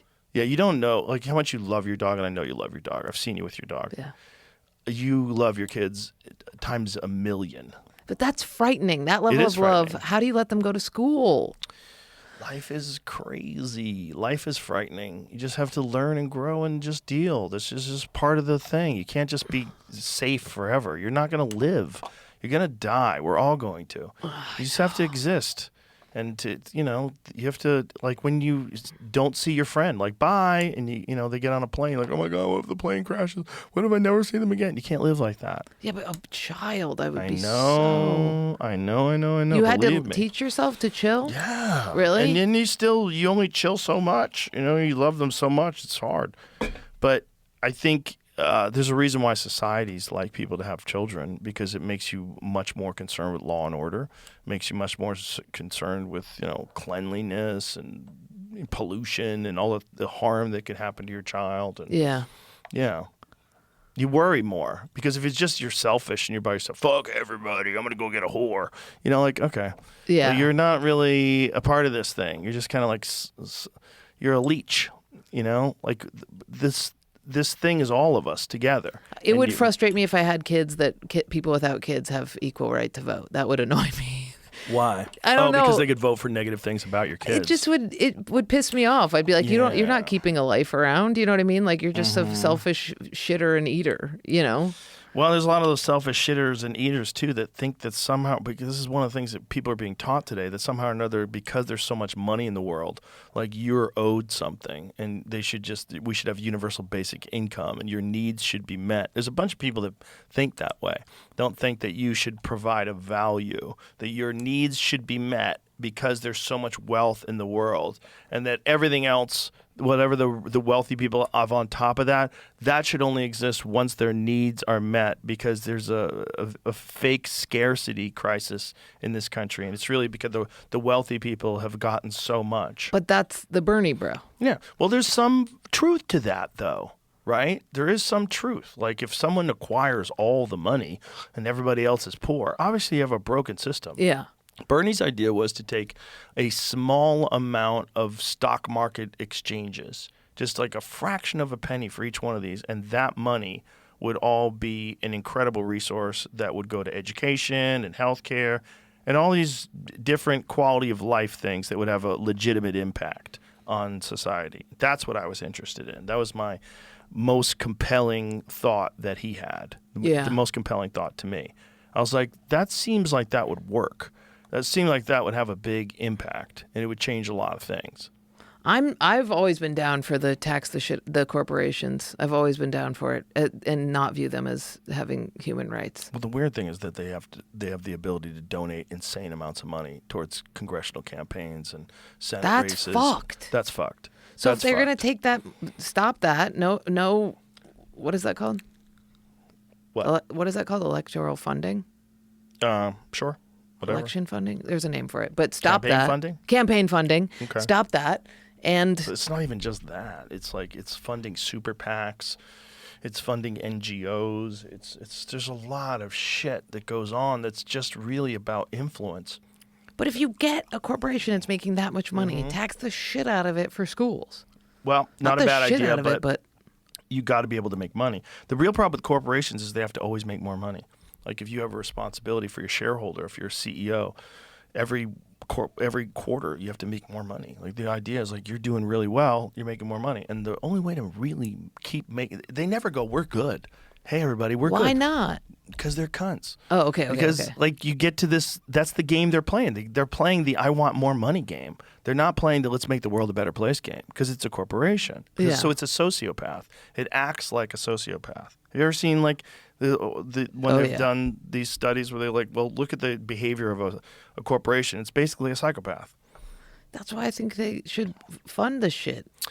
It's crazy how much the middle class is taxed. What they really fucked up was with the stock market in general in the first place. Stock market is so weird to me. I will not put any money in it. I buy gold and I buy a house. I buy a car. I buy a watch. But I won't do the stock market. But it's crazy that everybody gets to be involved in, like, IBM. That is so weird to me. It's weird. But I'm not allowed to say this because people go, oh, no, Jordan, you got to put it into a fund that is an index. And I'm like, I don't have to gamble. I grew up white trash. Gambling is a bad thing. Yeah, but in my family. You're not allowed to do The that. thing is, it is a real thing, and it does work. Look at Nancy Pelosi. She's got $500 million, right? She did it in a shady way. Is that good that she has that? No. It's not good. No. My Well, it's friends also, who are like, it's not going to make her live longer. She's 82 fucking years old. She looks terrible. right. It's like, it's the end is nigh. Stop working. And This my is friends crazy. are like, I made 50 grand off Bitcoin. And I'm like, you just put it back into Bitcoin. You're going to keep it in Bitcoin because now you're stuck in an addiction until it's gone, until it tanks. You know what I mean? Nobody that I know is like, I'm pulling out. Maybe a couple. Some people have, and they've made a lot of money. That's great. Yeah. I have one friend who did that, very proud of him. But typically it keeps you in it. It's like the same people that stay off social media. They're rare. They're rare, but they utilize the system. Yeah. When I was microdosing, I could do that. I could post and be like, Why'd you stop microdosing? Because I was in and out of a relationship that when I would microdose, my brain would be like, bro, what are you doing? You got to get out of this thing. And I'd be like, okay, just one microdose. But now I'm back to it. Oh, okay. Yeah, I yeah, get it. yeah. Yeah. Well, I get When that. it shows you a truth that you cannot handle. Yeah. And you're like, yikes, but I don't want to be alone. I would take the mushrooms and they'd be like, you're come on, dude. This guy is like mean to you. You're a cool chick. And I'd be like, shut up. I'm not cool. The mean to you is gross. It's the best though. It's my You favorite like thing. that? Yeah. You like I hate, back and forth? You I the like makeup? fighting. Yeah. Fighting in the makeup sex? I just like somebody who's very honest and is like, that's a stupid thing that you did. That's a good thing that you did. It's There's very a way to do daddy. it with tact. Yeah, totally. Yeah, you got to be able to do it with someone where you calm them down and say it rationally. Yeah. And you got to say you love them first. And you got to say nice things first. Yeah, that was the problem. There's Yeah. none of that. Yeah, totally. But the mushrooms would be like, it would become, I'd immediately be lucid and be like, you can love a person and not be miserable. Those two things can happen at once. You can love somebody and not be in a relationship with them because it doesn't Yeah. work. So I was like, okay, we're not going to microdose. Yeah, I'm on the fence about microdosing, but I think for some people it seems to be a giant quality of life enhancer. It just tells you when to stop. You can't do it that long. You can do it for like 2 weeks. Microdosing? Yeah, and then it Yeah. doesn't do shit. Mm. And then you have to stop. Or Well, else- that's probably good too. It's probably like most things. You shouldn't drink every day. If you want to go on a vacation for 2 weeks, you're going to get hammered. yeah. It's good. But the mushrooms Get off. will be like, I mean, they'll just be like, dude, what are you? It Truth serum. never gets addicting. Mm-hmm. But I did it a lot during the pandemic and it helped. I know some people that got addicted to the idea of like spiritual awakening. Oh, the ayahuasca people. Oh yeah, some of Those those people get fuckers. cooked. Yeah. They get cooked. They get Yeah. overcooked, and they start reading poetry on Instagram. You're like, yo. Oh my God. When I get the text messages like, hey, I love you so much. I'm like, damn, we did another ayahuasca journey. No, that's cool though. Someone just saying they love you is nice. That's nice, but when Ari it's a- sent me an "I love you" message the other day. I was like, "What were you on?" It's Oh like my- Molly. That's, dude. He's gone for a while, right? He's like in South America or something. He's off the fucking reservation. He Who knows is what's so inspiring to me with comedy, where he'll be like, I'm not doing it right now. well. He's very smart. He's so smart. Yeah, he's very smart. He did the whole. I mean, Eric Abrams and my whole team did it, but Ari, like every step of the way, would be calling me every day and be like, "What are you doing? Do this," and I'd be like, "I don't know what I'm doing." He'd be like, "Tell everybody to pause. Do that." I mean, it was crazy. Ari's very strong in his beliefs. Some of his opinions are terrible, though. Ari famously told me to never put out a 3-hour podcast. You got to edit it. In the beginning, he goes, "Why is your podcast 3 hours?" And I said, "Because that's how I felt like talking for 3 hours. You should edit it. No one's going to listen for 3 hours." I go, 3 "They don't-" hours when you were just starting it out. Oh, yeah. I always did it 3 hours. I'm like, they don't have to. How Then long have we done Don't this? listen. Almost 3 hours. Jesus. Yeah. No, Oh, yeah. Yeah. How do it's you a do time that? warp in here. it is a time warp. Yeah, because we're locked in. So if you're really locked in, if you're having a really locked in with someone, you're really having. It seems like 3 What if hours. you don't get locked in? It happens sometimes. Really? Yeah, some podcasts are Women? duds. No, Men too? Sure, Non-comics? Yeah. Oh yeah, non-comics. Even some comics. You're like, God, I have nothing in common with this guy. You know. Brutal. That's like when I'm in therapy and I'm talking about yet another breakup, and my therapist says it's the worst feeling ever, and I'm like, well, you need to lock in right now. Yeah, lock it in. But you've had not lock-in days. Oh, Have you ever yeah. had it be your fault? Oh, I guess probably. Yeah. What do you do? But You I in mean, I there? try. I mean, at this point, I'm pretty good at it, so I know like how to finagle a conversation. You know, generally, I look for a blunt. I'm like, okay, I gotta Oh, get this. I have to change my I gotta brain. fucking fire this up and make fun of this. Oh, you're Like, I pro have to weed. do You're a weed something. guy. I love weed. You love weed. Oh, I love it. Okay, I just started using weed for sleep, and Well, it's weird for sleep. okay, but it's the only thing that's ever worked ever. Oh, really? Do you use edibles? Flour the other day, edibles the other day, indica. Yeah. But the thing is, I think it prevents you from going into REM sleep, or it hinders your damn it. REM sleep. Yeah, but it lets you watch. It lets you watch yourself enter sleep, which rules. Like being like, and goodbye is sick. Because every morning you wake up and you go, I don't remember falling asleep, but on weed you're like, this is it. Here it is. Here which we is go. yeah, that's no, I know sick. a lot of people that use it for sleep. I know a lot of people that always hated weed and used to like when I would smoke, they were like, "Why? Weed makes you lazy?" I'm like, "It doesn't. I'm telling you, it doesn't. You're lazy. Weed does not make you lazy." That's me. I always thought weed makes you lazy, but now I'm using it for sleep. Yeah, I thought it too until I was 30. I met my friend Eddie. My friend Eddie Bravo was the one who got me high for the first time when I was like 30 years old. I hadn't gotten high since I think I got high like maybe a small handful of times when I was a comedian, when I first started doing comedy rather, and then before I was a comedian. Like maybe my whole life, maybe 7, 8 times ever being high ever Would you until I was panic? 30. No, I just didn't like not being in control. Yeah. You know, I always associated people who did drugs with people who never got anything done, and they were a bunch of fucking losers. And I never wanted to be that. If you smoked a blunt right now, you would have no fear that it could turn a bad way. No. Well, you don't have any of the like, my heart's gonna stop. I can hear my blood in my ears. Oh, no. You don't have any of that? No. Have you ever? Sure. I've gotten paranoid before. Yeah. But you just ride it out? I had to figure out why. And generally, it's like there's something bothering me in life. There's something. So the real thing about it is like it exposes something that's bothering you. Well, you should go probably fix that. Yeah, but what if the thing that's bothering you is that you can't deal with the fact that you have skin? You know what I mean? Like, that's what happens to me when I smoke weed is I'm like, this shit has gotta go. It's crazy. You have a different mind than me, I guess. My I mean, that's shit the thing. just I kicks wouldn't in. recommend it for everybody. I know people who can't smoke. They don't like being paranoid. I like it. I like being Yeah, a some of little you scared. fuckers love that shit. I like being a little because scared. then after the panic, you're like, Yeah. I'm good now. Good, but also it's good to know, like, maybe you have blinders on and there's some real vulnerabilities in the world, and you should probably consider them sometimes.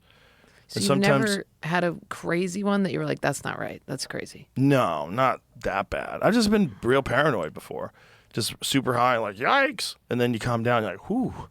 Once it's over, you're fine. It's But crazy like, for you to be paranoid because you're like one of the people that should be paranoid. You have like Lizard Man coming after you or whatever his name is.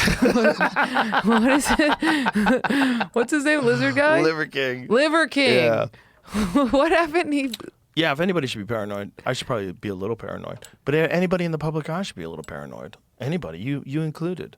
Yeah, I've Should be a gotten high little and paranoid. deleted some stuff. Yeah. For sure. But like, whoa. This Right. has got to come down. Well, I think marijuana is a tool, like everything else. I think you can learn things from it, and I think it's like steroids for comedy. You can come up with some stuff when you're high that I don't think is available.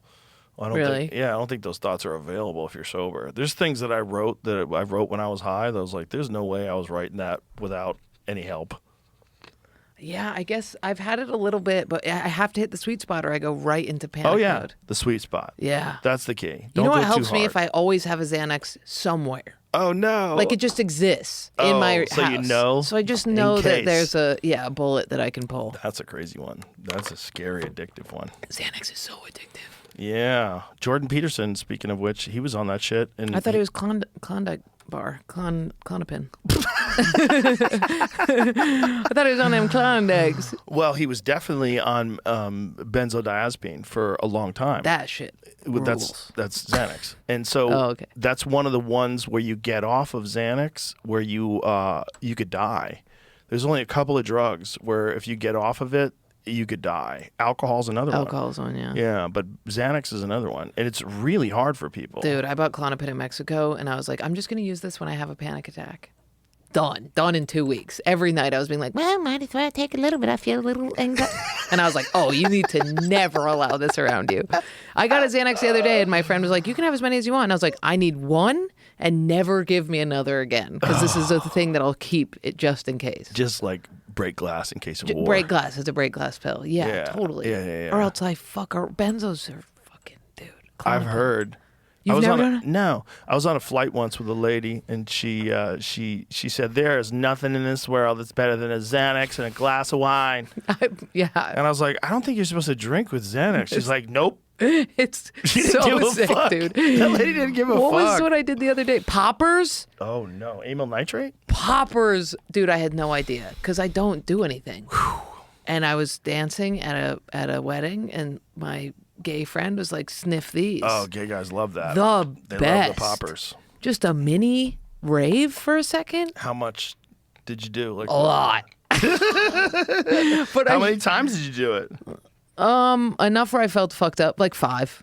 Whoa, I think know. it gives you like instant brain damage. Yeah, that's what it felt like. That's what I it felt think like. it does. Yeah. I think it's like it cooks It's your brain. really, it's got to be bad. Because I went from being such a downer to being like, marriage is stupid, to being like, yeah. It was crazy. I was dragging people in. Yeah. But that's like the brain damage from the boxing where you're like, dude, sometimes I need to be a little stupid for a second, or else I'm just constantly being like, society is evil. I wonder what's worse for you, amyl nitrate or boxing?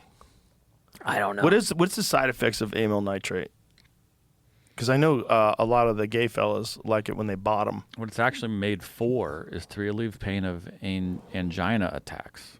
Oh. Which I don't even know how Angina? you get that. What is angina? What the fuck? I That's thought when that your was, like, anal, the part digestive. between your anus and your vagina. What Angina? is the side effects of amyl nitrate abuse? Angina attacks is chest pain, discomfort caused by reduced blood flow to the heart. Oh, okay. And so amyl nitrate reduces that? That's the... Reduces the pain of it. Oh, Because it relaxes the blood vessels and increases the blood and oxygen to Also the heart. relaxes that booty hole. Yeah, it makes the butthole open. Woo! I was worried I was going to shit my pants when I did it. But Were I you? didn't. No. Yeah, but I didn't do it. I think other things have to happen for you to shit your pants. Yeah, a gay man has to try like, and have sex with me. Someone has to pound you in the asshole. Side effects: headaches, dizziness, flushing, rapid heart rate. I got stuck More on the severe ground. risk: life-threatening blood condition called say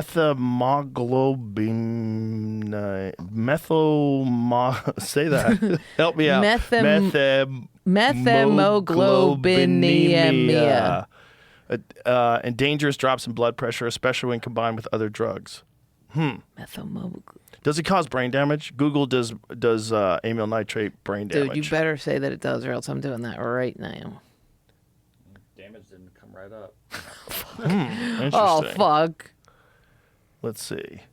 It can cause both Oh, good, acute good, and good. long-term brain damage. Why wouldn't it come up immediately? Primarily through long-term, acute and long-term brain damage. Primarily through two mechanisms: oxygen deprivation and direct neurotoxicity. Severe or prolonged exposure can lead to permanent cognitive and neurological issues. Yeah, I mean, you feel that immediately when you sniff it. You're like, yeah. This can't be Yeah. good. It feels like somebody's hitting the back of the bed and you're like, dude, it's so crazy. It's like whippets. Oh, but way more, right?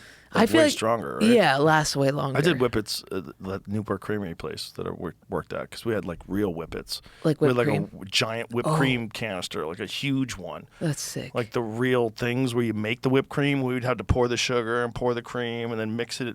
Yeah. If I do that with a whipped cream bottle, aren't you not allowed to use any of the whipped cream? That's always been my problem. Oh, we had the gas. We had the actual gas back there. We had one of the kids that we worked with was a total dirtbag, and he knew how to get high off the gas. We would all go back there and get high with this guy. That's so fun. I only did it like once or twice because you hit it and you like have like almost like an Yeah. out of body, like whoa. Yeah. You're like, whoa. It's awesome. Yeah. And it only lasts like 15, 20 seconds. And I was like, oh my God, you're dumb enough as it is. Don't get dumber. Right, it's always the while you're idiots in working the at back of ice the place. cream Yeah, place. yeah. I just used to get so high. I used to smoke a blunt every morning before school, and I just would get, I was so crazy stupid. And then when I got older, my brain was just like, you can't have any more of this. If you do, you're going to bite your tongue It's off. definitely probably not good for kids. You know, Yeah, we were getting high so all the time high when you're every kids. It's like, God. Like you're developing. Your brain's developing while it's constantly being bombarded by THC. That's not good. My dad was just such a weed guy. He was like you can smoke weed with me whenever you want. That's funny. Have you smoked weed with your kids ever? No. Oh, yeah. Okay, No, see, no, that's no, no, appropriate no. and But I healthy. told them, we've had conversations about drugs, and I said the most important thing is stay away from any and all pills for a bunch of reasons. Not just because what the pill supposedly is bad for you, but because I bet what's in that pill is not what's supposed to be in there because of fentanyl, and they know that.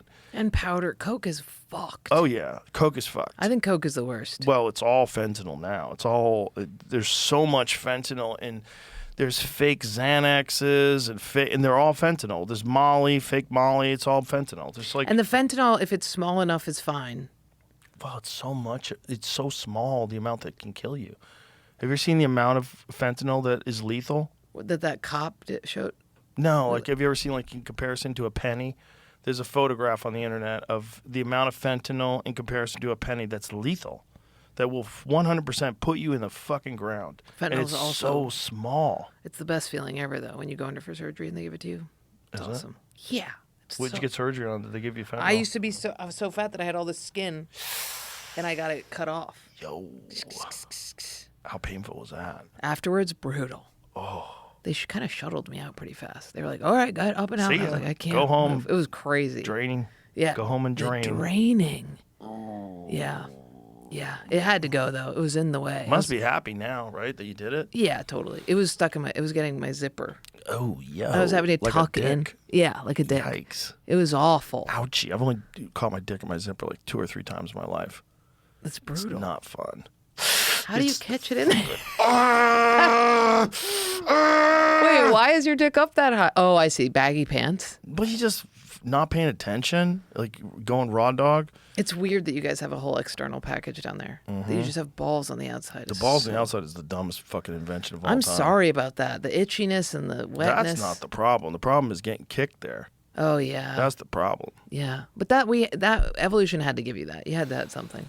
I guess. Yeah. I guess. We have so many problems. It's just to keep them from overheating, because you need sperm. Where they hang. Yeah, well, they have to be able to cool in the breeze, because if they're getting overheated, it's not good for you. It's not good for the swimmers. It's crazy that you just have a unit dangling off your body that's keeping it. It's crazy. Yeah, and it's the most vulnerable part of your body, other than your eyeballs. Yeah. And it's just hanging out there. It helps, though. Kicked. Men are very intimidating. It helps that you guys have that, Do honestly. you have a spot to hit? Totally. It helps. I don't think we would mate with you easily without the balls. Interesting. Sometimes when the penis goes in and the balls touch you, you go, oh, yeah, he's just a person. This is safe. You know what I mean? Because you have two squishy guys that are like, don't worry about this fucker. He's just hard, you know? But it helps us remember that you're fallible. The balls do. Totally. Okay. If you guys were just rods running around, we'd be like, go away from Well, me. imagine if you didn't have to get hard to have sex. Like, you didn't have to be aroused. That would be crazy. Like animals. Animals just have a bone. Oh. Yeah. How do they? They don't have to get hard? Uh-uh. Dogs get the red rocket. But they have a bone, though. Ew. There's a bone in there. In there? Yeah. You could break Yeah. your dog's dick? What is that bone called again? We have one out there. A giant fossilized walrus bone. Baculum, that's right. It's a bone. Yeah. I think all animals have it except human beings. Monkeys can't have it. Do monkeys have a baculum? I don't know. Probably not. They're always jacking off. They're always jacking off, dude. Every zoo Always. you go to, you have Always. to cover the children's eyes. Chimps, gorillas, monkeys. Oh, every time it's like it's designed to be jacked off. It's right there where your hand drops. That's. Some species? But the like little fuzzy ones, But don't, not the ones like, that look like us. Deer have it, right? I'm pretty sure deer do. Matter of fact, I know they do. And so do like moose and elk and what mammals don't. Primates, it's present in some species within the orders of primates, rodents and carnivora. I don't know what that is. Bears, dogs, and walruses all have a bone. Because, like, you don't have time to get hard, okay? You're out there in the wild. Shit's crazy. What, they just You can slide get it eaten. in? Just ram it in there. Burp. Yeah. Yeah. Yeah. I was just thinking that would be a really fun, if that's where if you lack a backbone, the back. Grow a backbone? I don't think that's where it comes from. I don't think but- so. Our primate baculum. ancestors did have one, suggesting it was lost through evolution. That's kind of weird. Probably lost when the aliens came down and manipulated us. When was that lost? When women Cats don't? Really? Wow. But cats have like a hook dick where they get stuck. a barb? Yeah, have you ever heard cats where they're stuck together? Yeah. And they're fucking ass to ass and they can't get loose. They're fucking kicking each other. Not present in humans. Present in the penates of some primates. Gorillas and chimpanzees have baculums. Wow. What? Yep. Chimpanzees have them? Yep. Wow. Rodents, bats. When did we lose them? What evolutionary step did we take to lose When the them? aliens came. I They're think like, it's "You probably when can't be women letting started these being like, people that guy, I fuck." want that guy's genes and not that guy's. Right? Maybe. Because if Probably. I kept Choosing. getting loads blown in me by betas, Right. it doesn't serve our population. Right. I have to be like, that alpha male's sick. Right. So I'm going to rub my I monkey gotta butt. like Yeah. his dick. Whereas other Yeah. species, it's like, it's a free for all. Yeah. Well, other species also. I bet we probably got rid of it as soon as we figured out habitation. So as soon as we figured out homes and doors and we could structure, like keep people out. Yeah, yeah. That's And you'd be like, the that dick monkey bone just withered can't build away. a door. Yeah. Yeah, Her totally. theory is in line with, I think, Richard Dawkins' theory, sort of. Ah, look at this. I love that. Proposed honest advertising as the evolutionary explanation for the loss of the baculum. The hypothesis states that if erection failure is a sensitive early warning of ill health, physical or mental, females could have gauged the health of a potential mate based on his ability to achieve erection without the support of a baculum. Everybody I Makes date sense. has penis problems. Every comic needs a blue chew, so I shouldn't be letting any of their baculums in my baculum. Oh no. Dude, Are you only dating comics? Is that I'm not anymore. I'm done. But that's what I've done forever. And Yeah. musicians, which is the same thing. basically? Yeah. Same problem. But constant blue chew. Well, It's crazy to be at a group of comics. And it's they're like, a crazy new thing, right? Like, what did they do in the 60s? I think they said, hey, I have a problem where sometimes I don't get hard, and here's the things I could use from you to help. And now they just go, nope, I'm hard, which is psycho. Here's the dude. things that I could use for me to help, though, won't work on everybody. But this is like the selection thing. It would keep those guys from breeding. Oh, that's right. It would That's keep probably them what from it breeding. is. People of ill health. Like, there's probably a reason why your dick can't get hard. Blue Chew dick is so weird. It feels like a strap-on.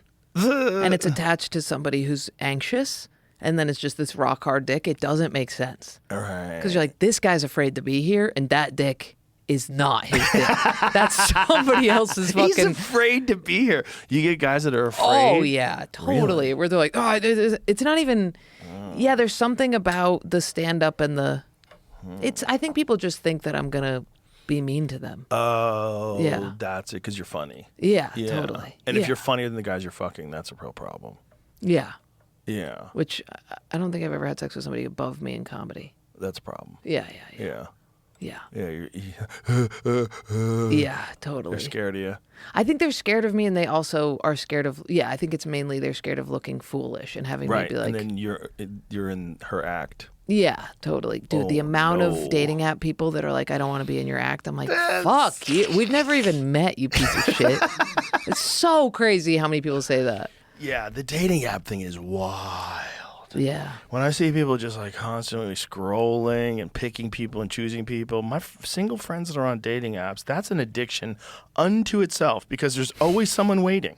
Yeah, it's There's crazy. always some new. This is not. I don't like the way she smiles. Fuck this. I'm It's out of here. crazy. And then next thing you know, you got 3 or 4 more dates lined up, and Well, it's ruined dating because everybody has a queue of people they can date. So they Right. go on a date. I know so many people who are like, I walked out after 5 minutes. And I'm like, oh god. you don't know that person. And also, it'd probably benefit you to have an hour-long conversation with somebody, like, Right. as opposed to being like, sorry, we're not compatible. Right, but I think women are worried about guys getting fixated on them and then not leaving them alone, and then It is texting brutal. them and fucking with them and then being mean when they get rejected. Dude, that's the best. The DMs I have that are like, just please be love it. I love you so much. And then whore. And I'm like, wow. I never have responded once. It's crazy.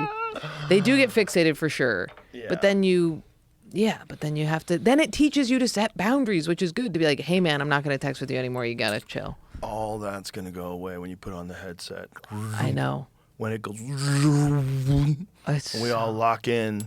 and we'll go, and The we'll just be able cyborg to hive tell them mind. fuck off. Well, you're going to read their minds, too. You're going to know, oh, my God, this guy's a total sociopath. He doesn't give a fuck about anybody but himself. Everything he's saying is a lie. That's so fucked up. For people with OCD who are like, what if I kill that cat? And they just get. No. You'll probably be able to see why they think that way. Like, oh, no, you're okay. Like, you're just freaking out. And maybe you won't think that way when you're embraced by this hive mind.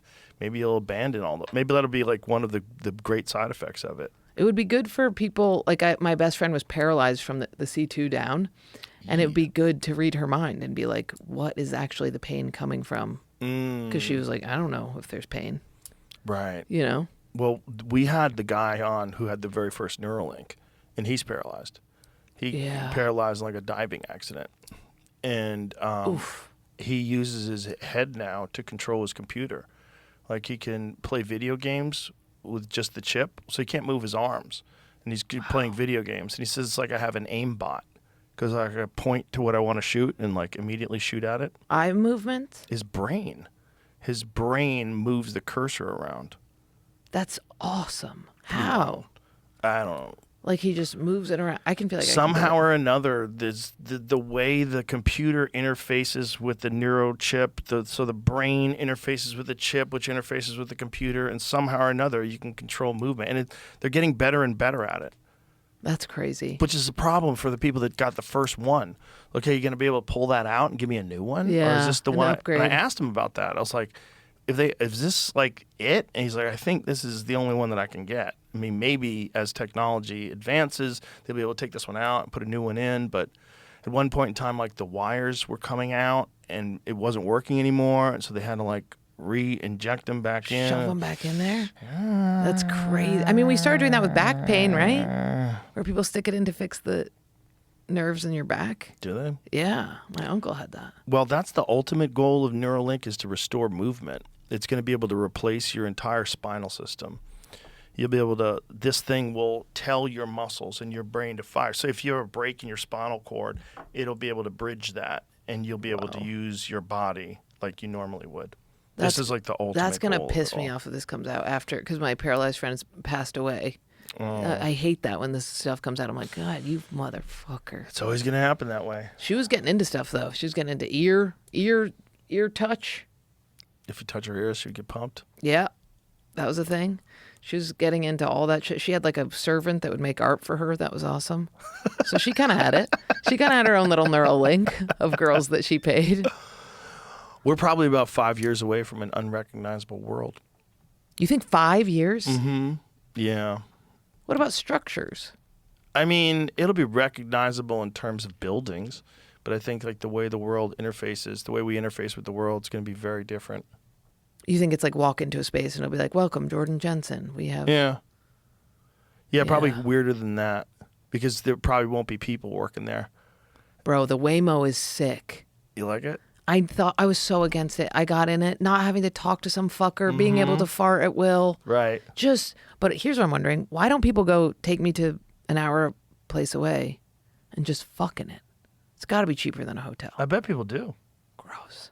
This won't go on the freeway yet, but people are definitely doing all that stuff. Really? They're probably fucking. There's got to be cameras There's filming cameras that people fucking. Don't care. I think they. Yeah, they're like, let's probably go. like it, Put yeah. on a fucking Nixon mask and fuck. Yeah. Let's go. Yeah. Yeah. But I really like them.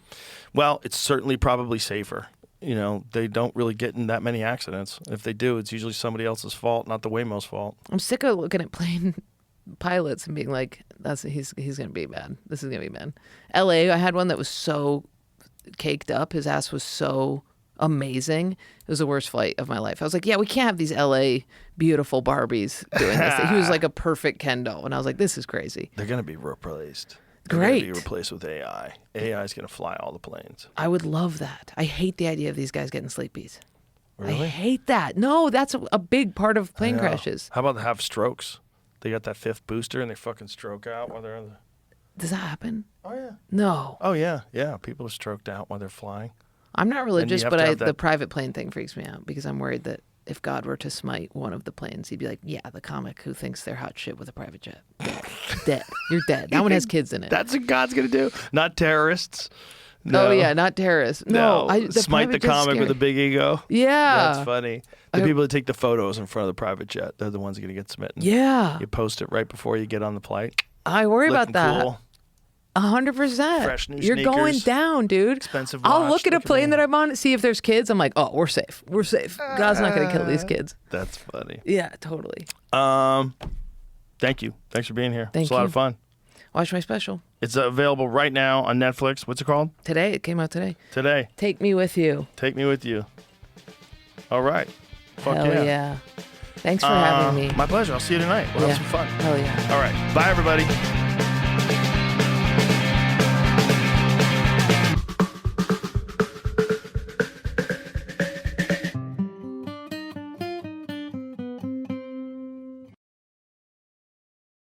Your season, your shot. The NFL season is rolling, and every touchdown can bring you closer to a payout with DraftKings Sportsbook, an official sports betting partner of the NFL. Every game is another chance to cash in. Don't just watch the action. Win with it. DraftKings Sportsbook delivers the unmatched intensity of the NFL right to your fingertips. From the first touchdown scored to anytime TD props or the thrill of live in-game betting, every snap is loaded with opportunity. New customers, this one is for you. Bet just $5 and get $200 in bonus bets instantly. Plus, score over $200 off NFL Sunday Ticket from YouTube and YouTube TV. Your season is heating up. Download the DraftKings Sportsbook app and use the code Rogan. That's code Rogan to get $200 in bonus bets instantly when you place your first $5 bet.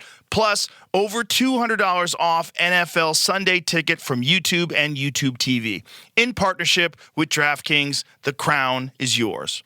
Gambling problem? Call 1-800-GAMBLER. In New York, call 877-8-HOPE-NY or text HOPE-NY 467-369. In Connecticut, help is available for problem gambling. Call 888-789-7777 or visit ccpg.org. Please play responsibly. On behalf of Boot Hill Casino and Resort in Kansas, fees may apply in Illinois. 21 and over. Age and eligibility varies by jurisdiction. Void in Ontario. Bonus bets expire 7 days after issuance. See sportsbook.draftkings.com/promos. NFL Sunday Ticket offer for new subscribers only and auto renews until canceled. Digital games and commercial use excluded. Restrictions apply. Additional NFL Sunday Ticket terms at youtube.com/go/NFL Sunday Ticket/terms. Limited time offer.